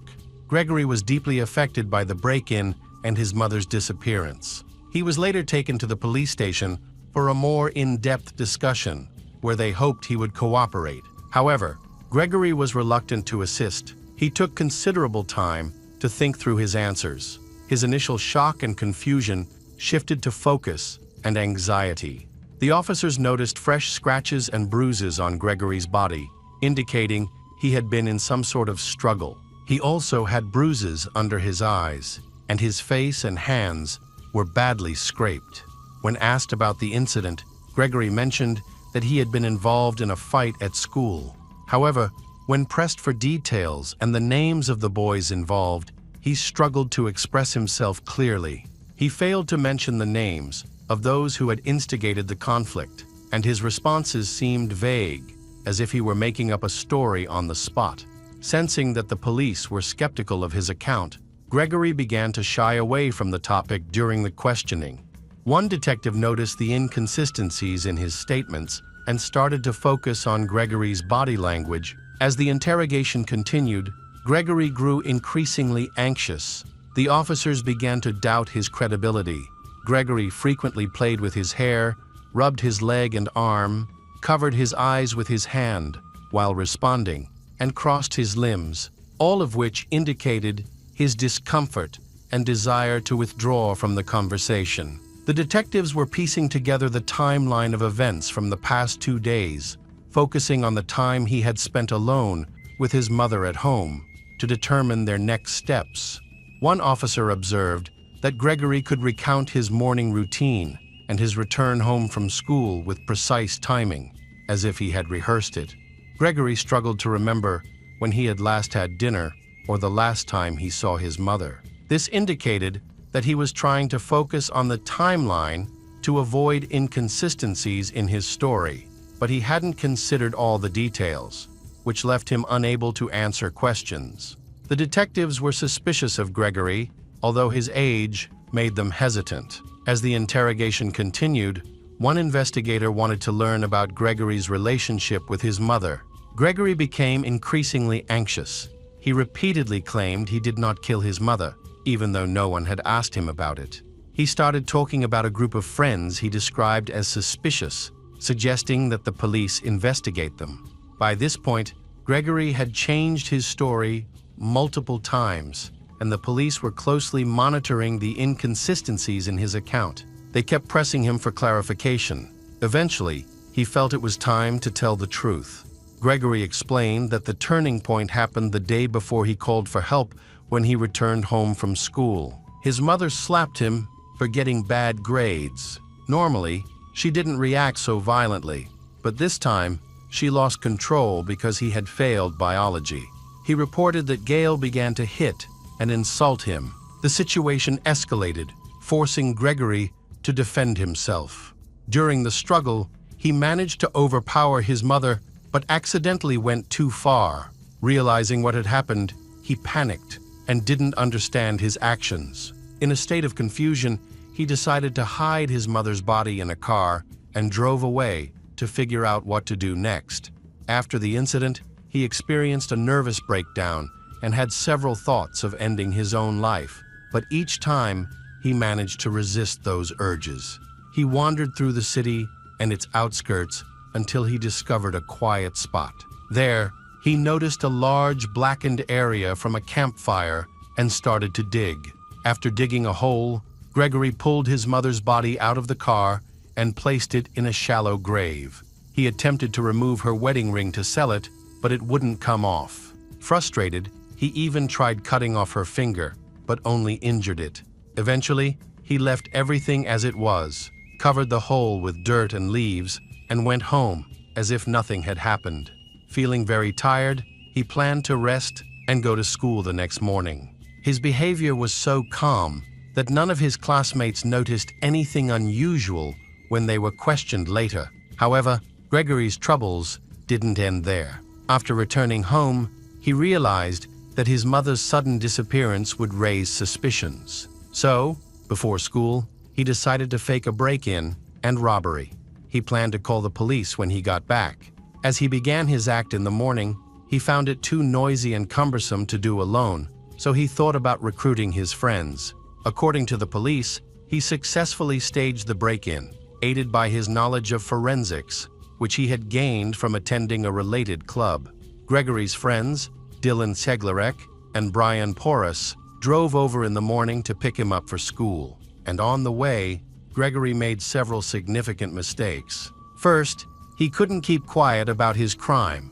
He openly told his friends, Dylan and Brian, that he had killed his mother, even showing some pride in his confession.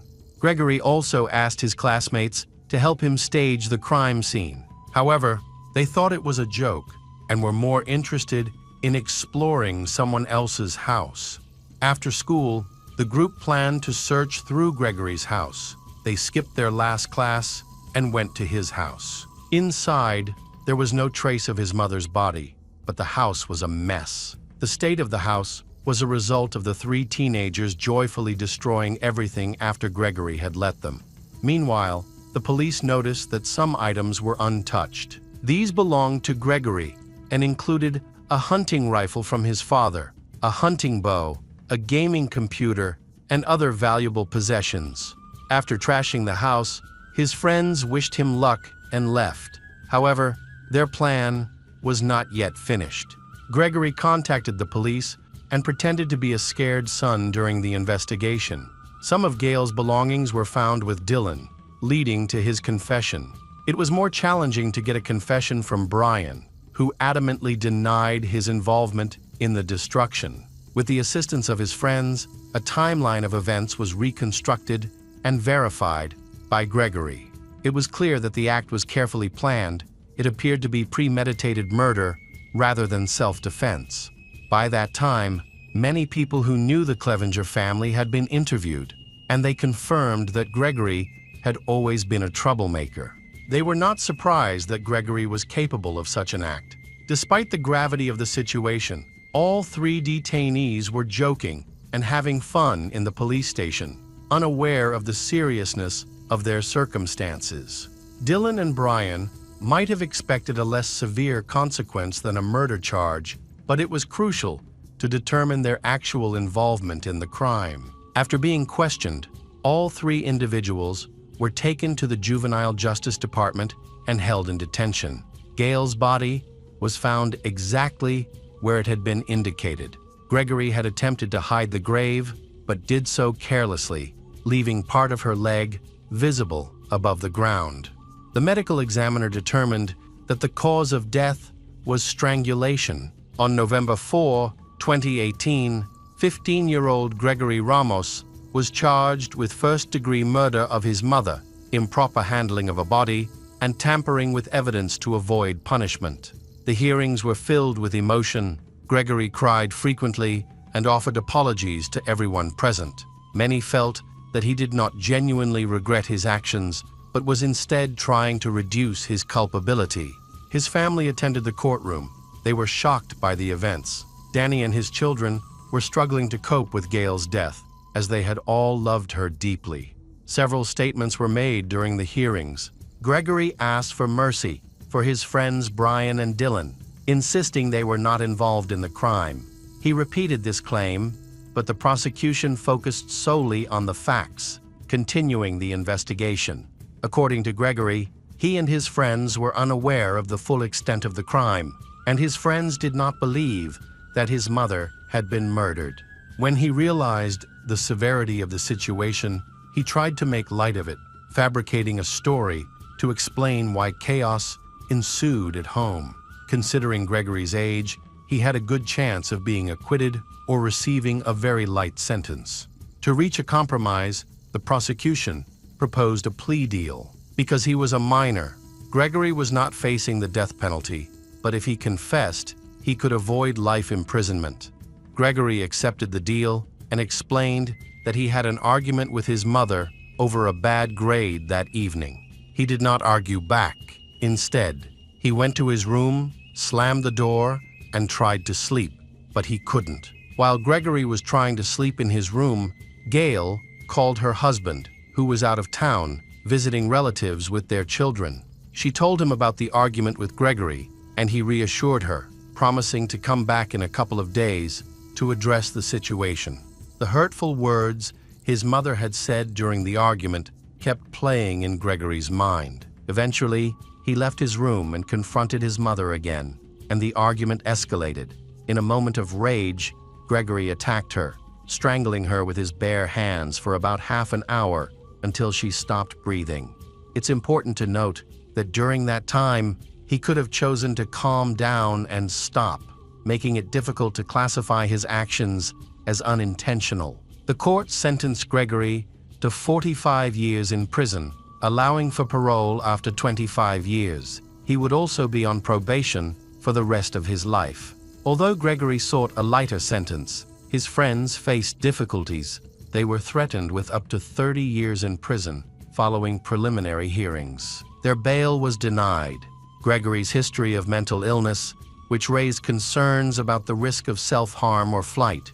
Dylan was held without bail for 309 days, with bail set at $200,000, a sum beyond his family's financial means. By February 8, 2021, he had spent 828 days in the county jail and had not yet pleaded guilty to aiding and abetting the murder, leaving a jury trial pending. During the hearings, the prosecution lacked sufficient evidence to prove Dylan's involvement, leading the judge to propose a compromise.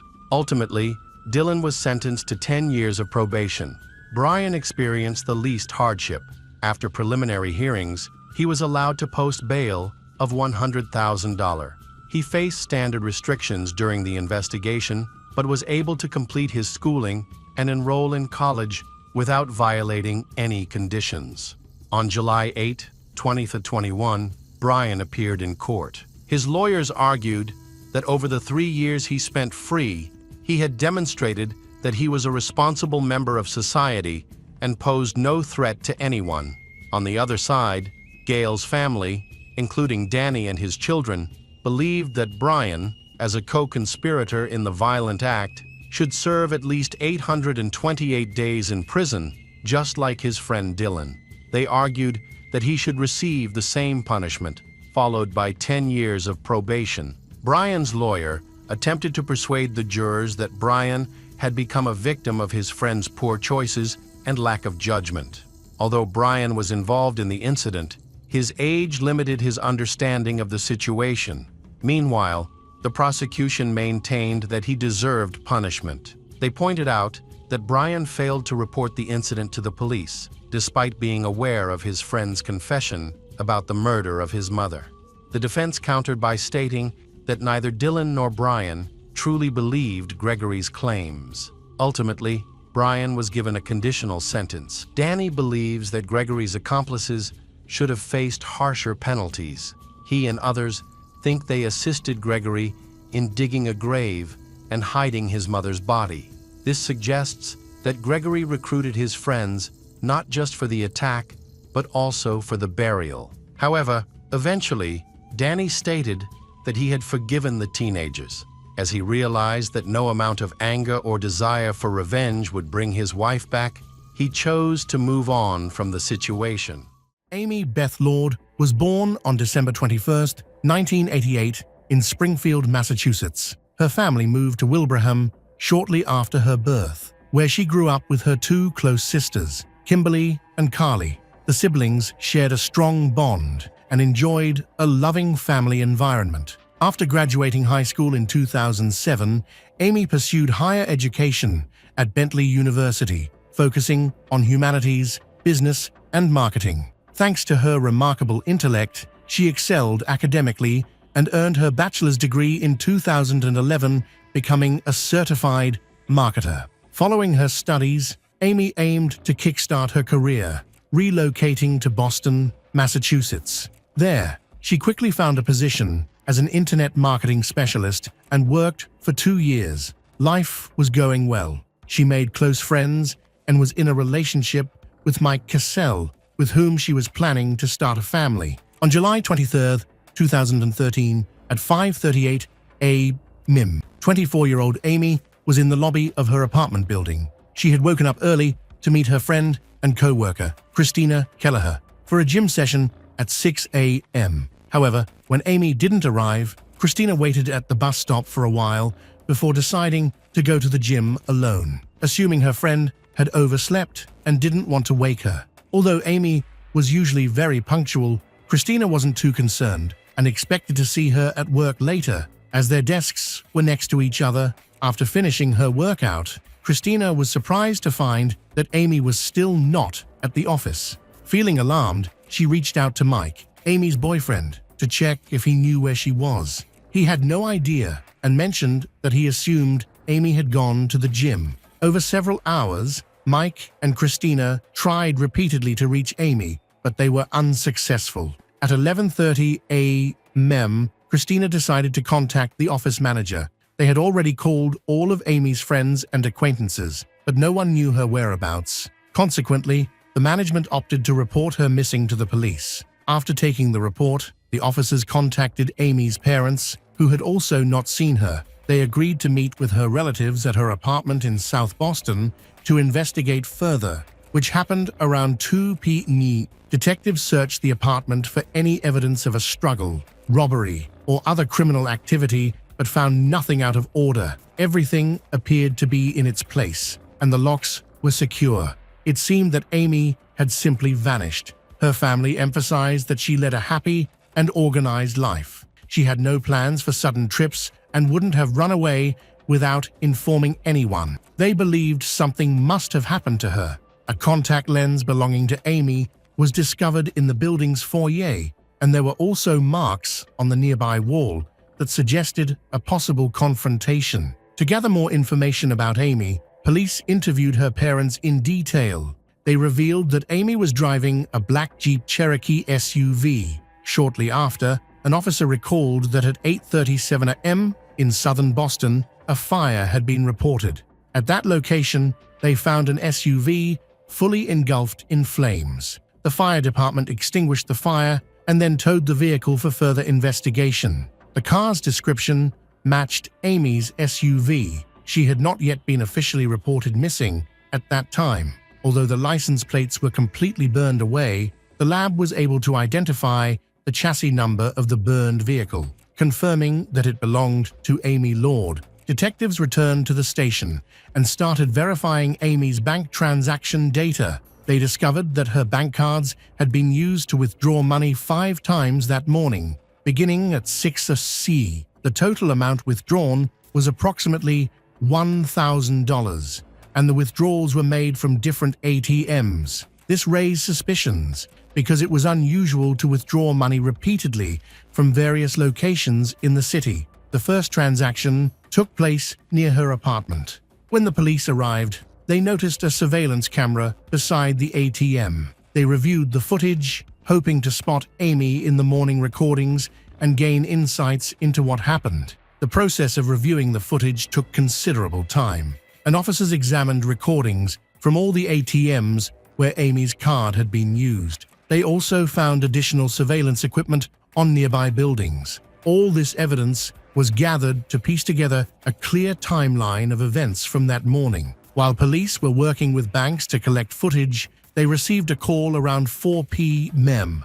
from a cyclist who had found a body at the Stony Brook Reservation in Hyde Park. The body was that of a young woman. Upon arrival, detectives discovered the victim was naked and had suffered over 40 stab wounds, primarily to her neck, face, and chest. There were also hand marks on her throat, suggesting she had been strangled. Her body was dumped in a secluded area covered with foxes, far from the city, but the killer did not attempt to conceal it. No identification was found. However, based on police photographs, they believed the victim was Amy Lord. Once her identity was confirmed, the missing person case transitioned into a murder investigation. The analysis of the CCTV recordings from the ATMs has been completed. The first sighting of Amy was at 6:35 a.m. She appeared alone at the ATM in her workout clothes and appeared uninjured. She used her ATM card and left. At 6:47 a.m.,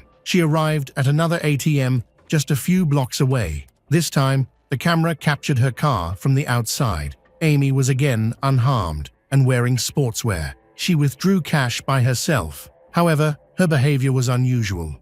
The police observed that, while the car was parked outside the bank, she was sitting in the passenger seat instead of the driver's seat. About 7 minutes later, she appeared in another video, this time with visible facial injuries, including a broken nose and several bruises, indicating she had been attacked. It seemed she had been kidnapped, yet she did not attempt to escape. Amy withdrew cash again and returned to the car, remaining in the passenger seat. Detectives tracked the car's movements throughout the city and obtained more recordings in an effort to identify the driver. The first shot showing Amy in the passenger seat and the driver behind the wheel was captured at 6:10 a.m.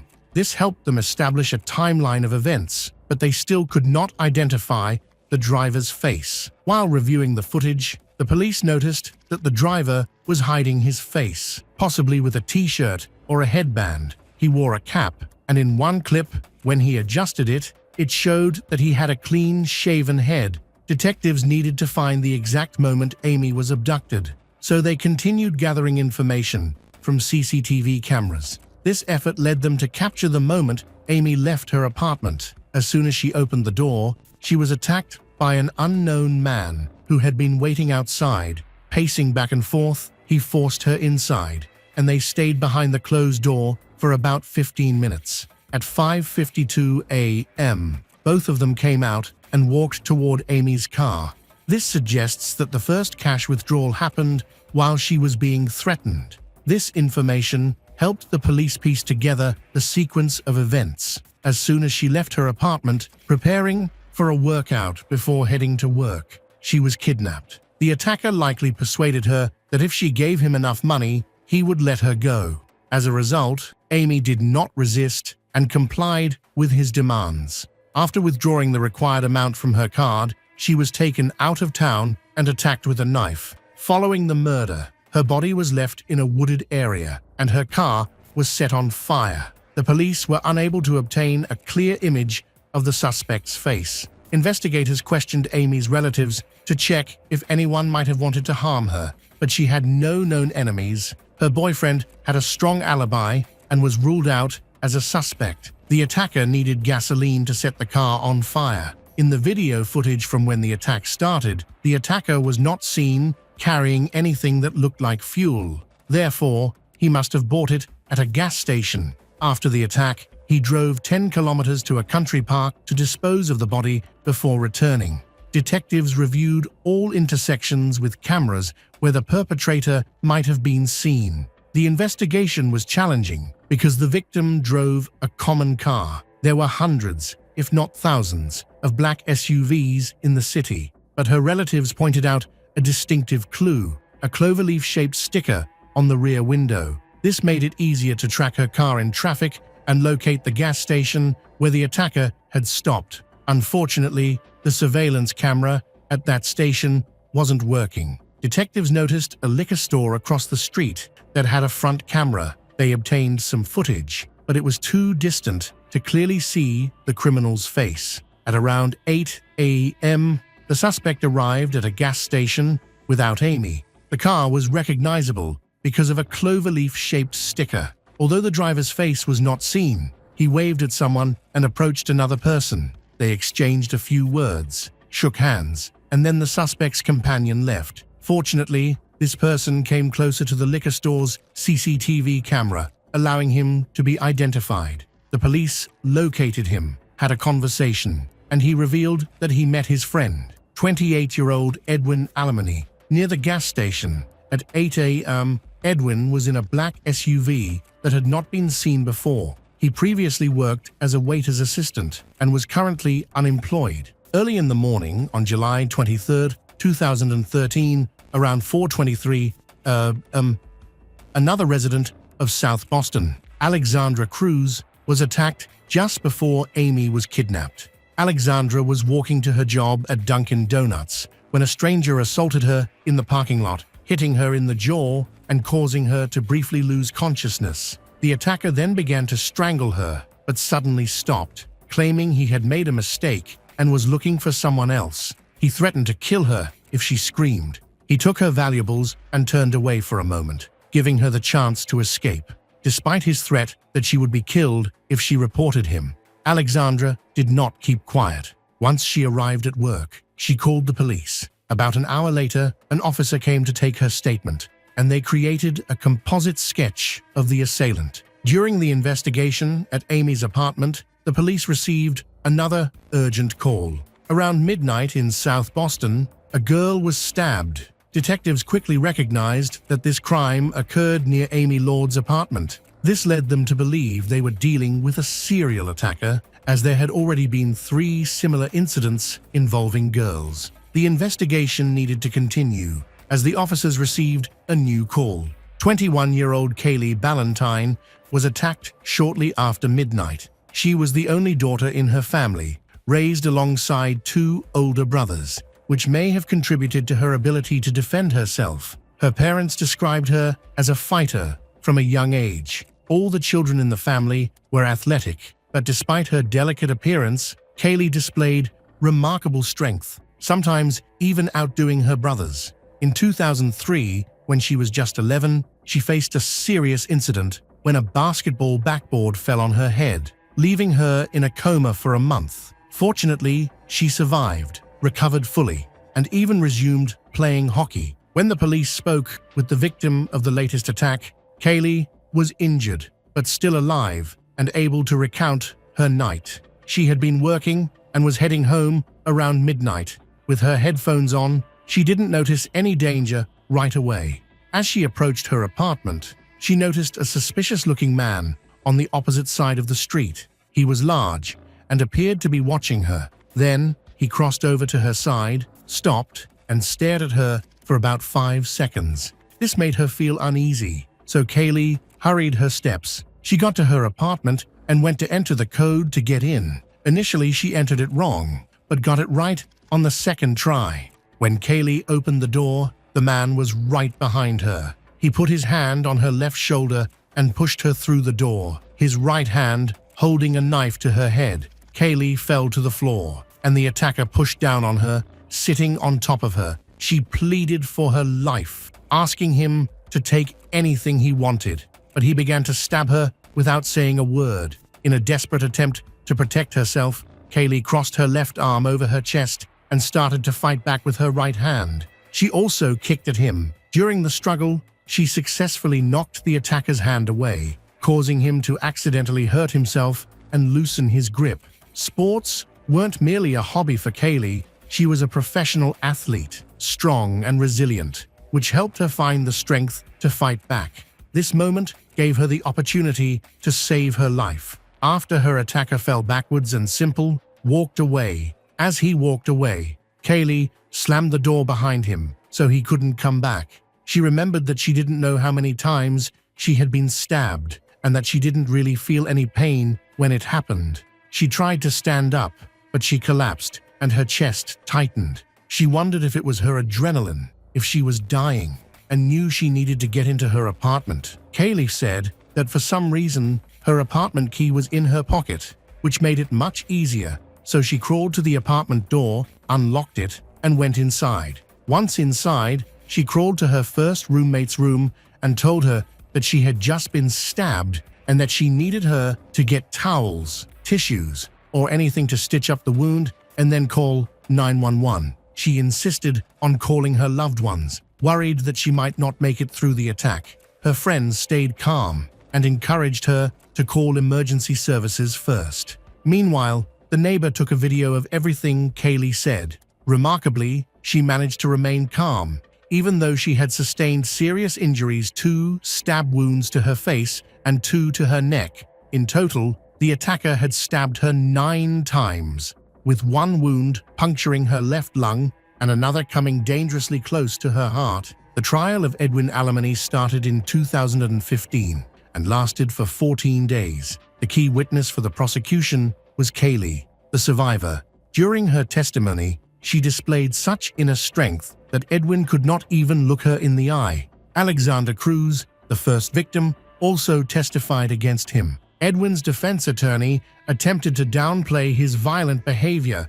arguing that Edwin had tried to end his own life by cutting his wrists, which resulted in scratches on his neck and arms. Ultimately, Edwin was found guilty of first-degree murder for Amy's death, armed robbery, aggravated assault with a weapon, and attempted murder of Kaylee Ballantyne and Alexander Cruz. He never accepted responsibility or showed any regret for his actions. On June 9, 2015, he was sentenced to life in prison without the possibility of parole for the murder of Amy and received an additional 35 years for the attacks on Kaylee and Alexander. When Kaylee gave her final statement, she shared her challenges in trying to live a normal life. Her heartfelt words brought many people in the courtroom to tears. Amy's parents gave Kaylee their late daughter's necklace as a token of gratitude for her testimony, which helped convict a dangerous criminal. However, Edwin, the criminal, never showed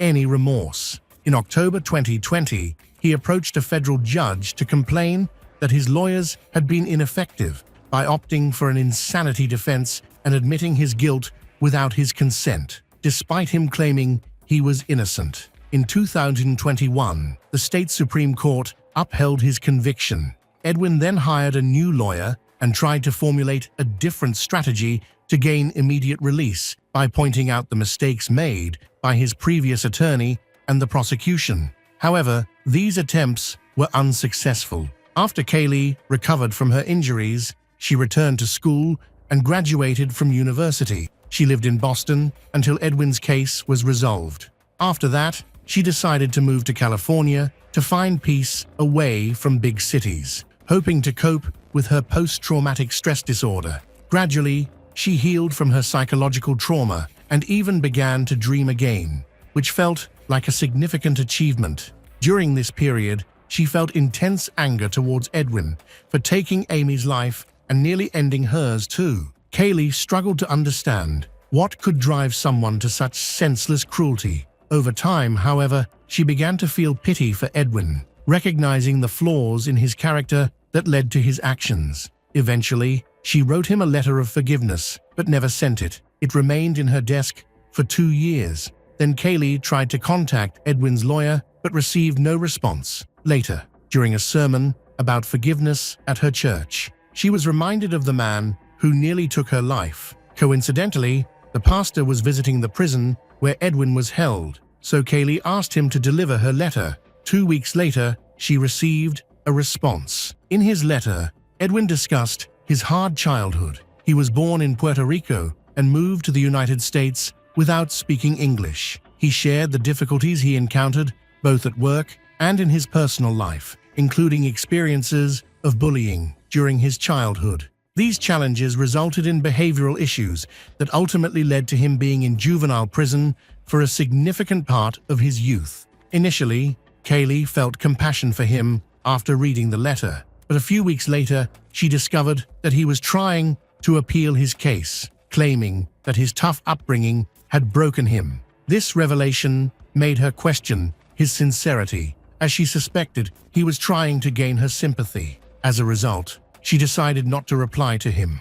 In the end, his appeal was denied, and he remains in prison. Kaylee hopes he is attending school and working on self-improvement. She believes he didn't ruin her life. Instead, he improved it. Kaylee has decided to turn her circumstances into something positive and feels happier than ever. Even though she faces daily anxiety and various challenges, she continues attending therapy and strives to maintain a positive outlook. After spending some time in California, she returned to Maine, where she currently resides. As a public speaker, she shares her story to inspire and support others who have experienced trauma. About a year ago, she stepped back from public speaking and is now seeking new ways to share her message. Kaylee feels passionate about her story because it has the potential to connect with others and create positive change in their lives. Currently, she works in marketing, is in a loving relationship, and has recently purchased her first home.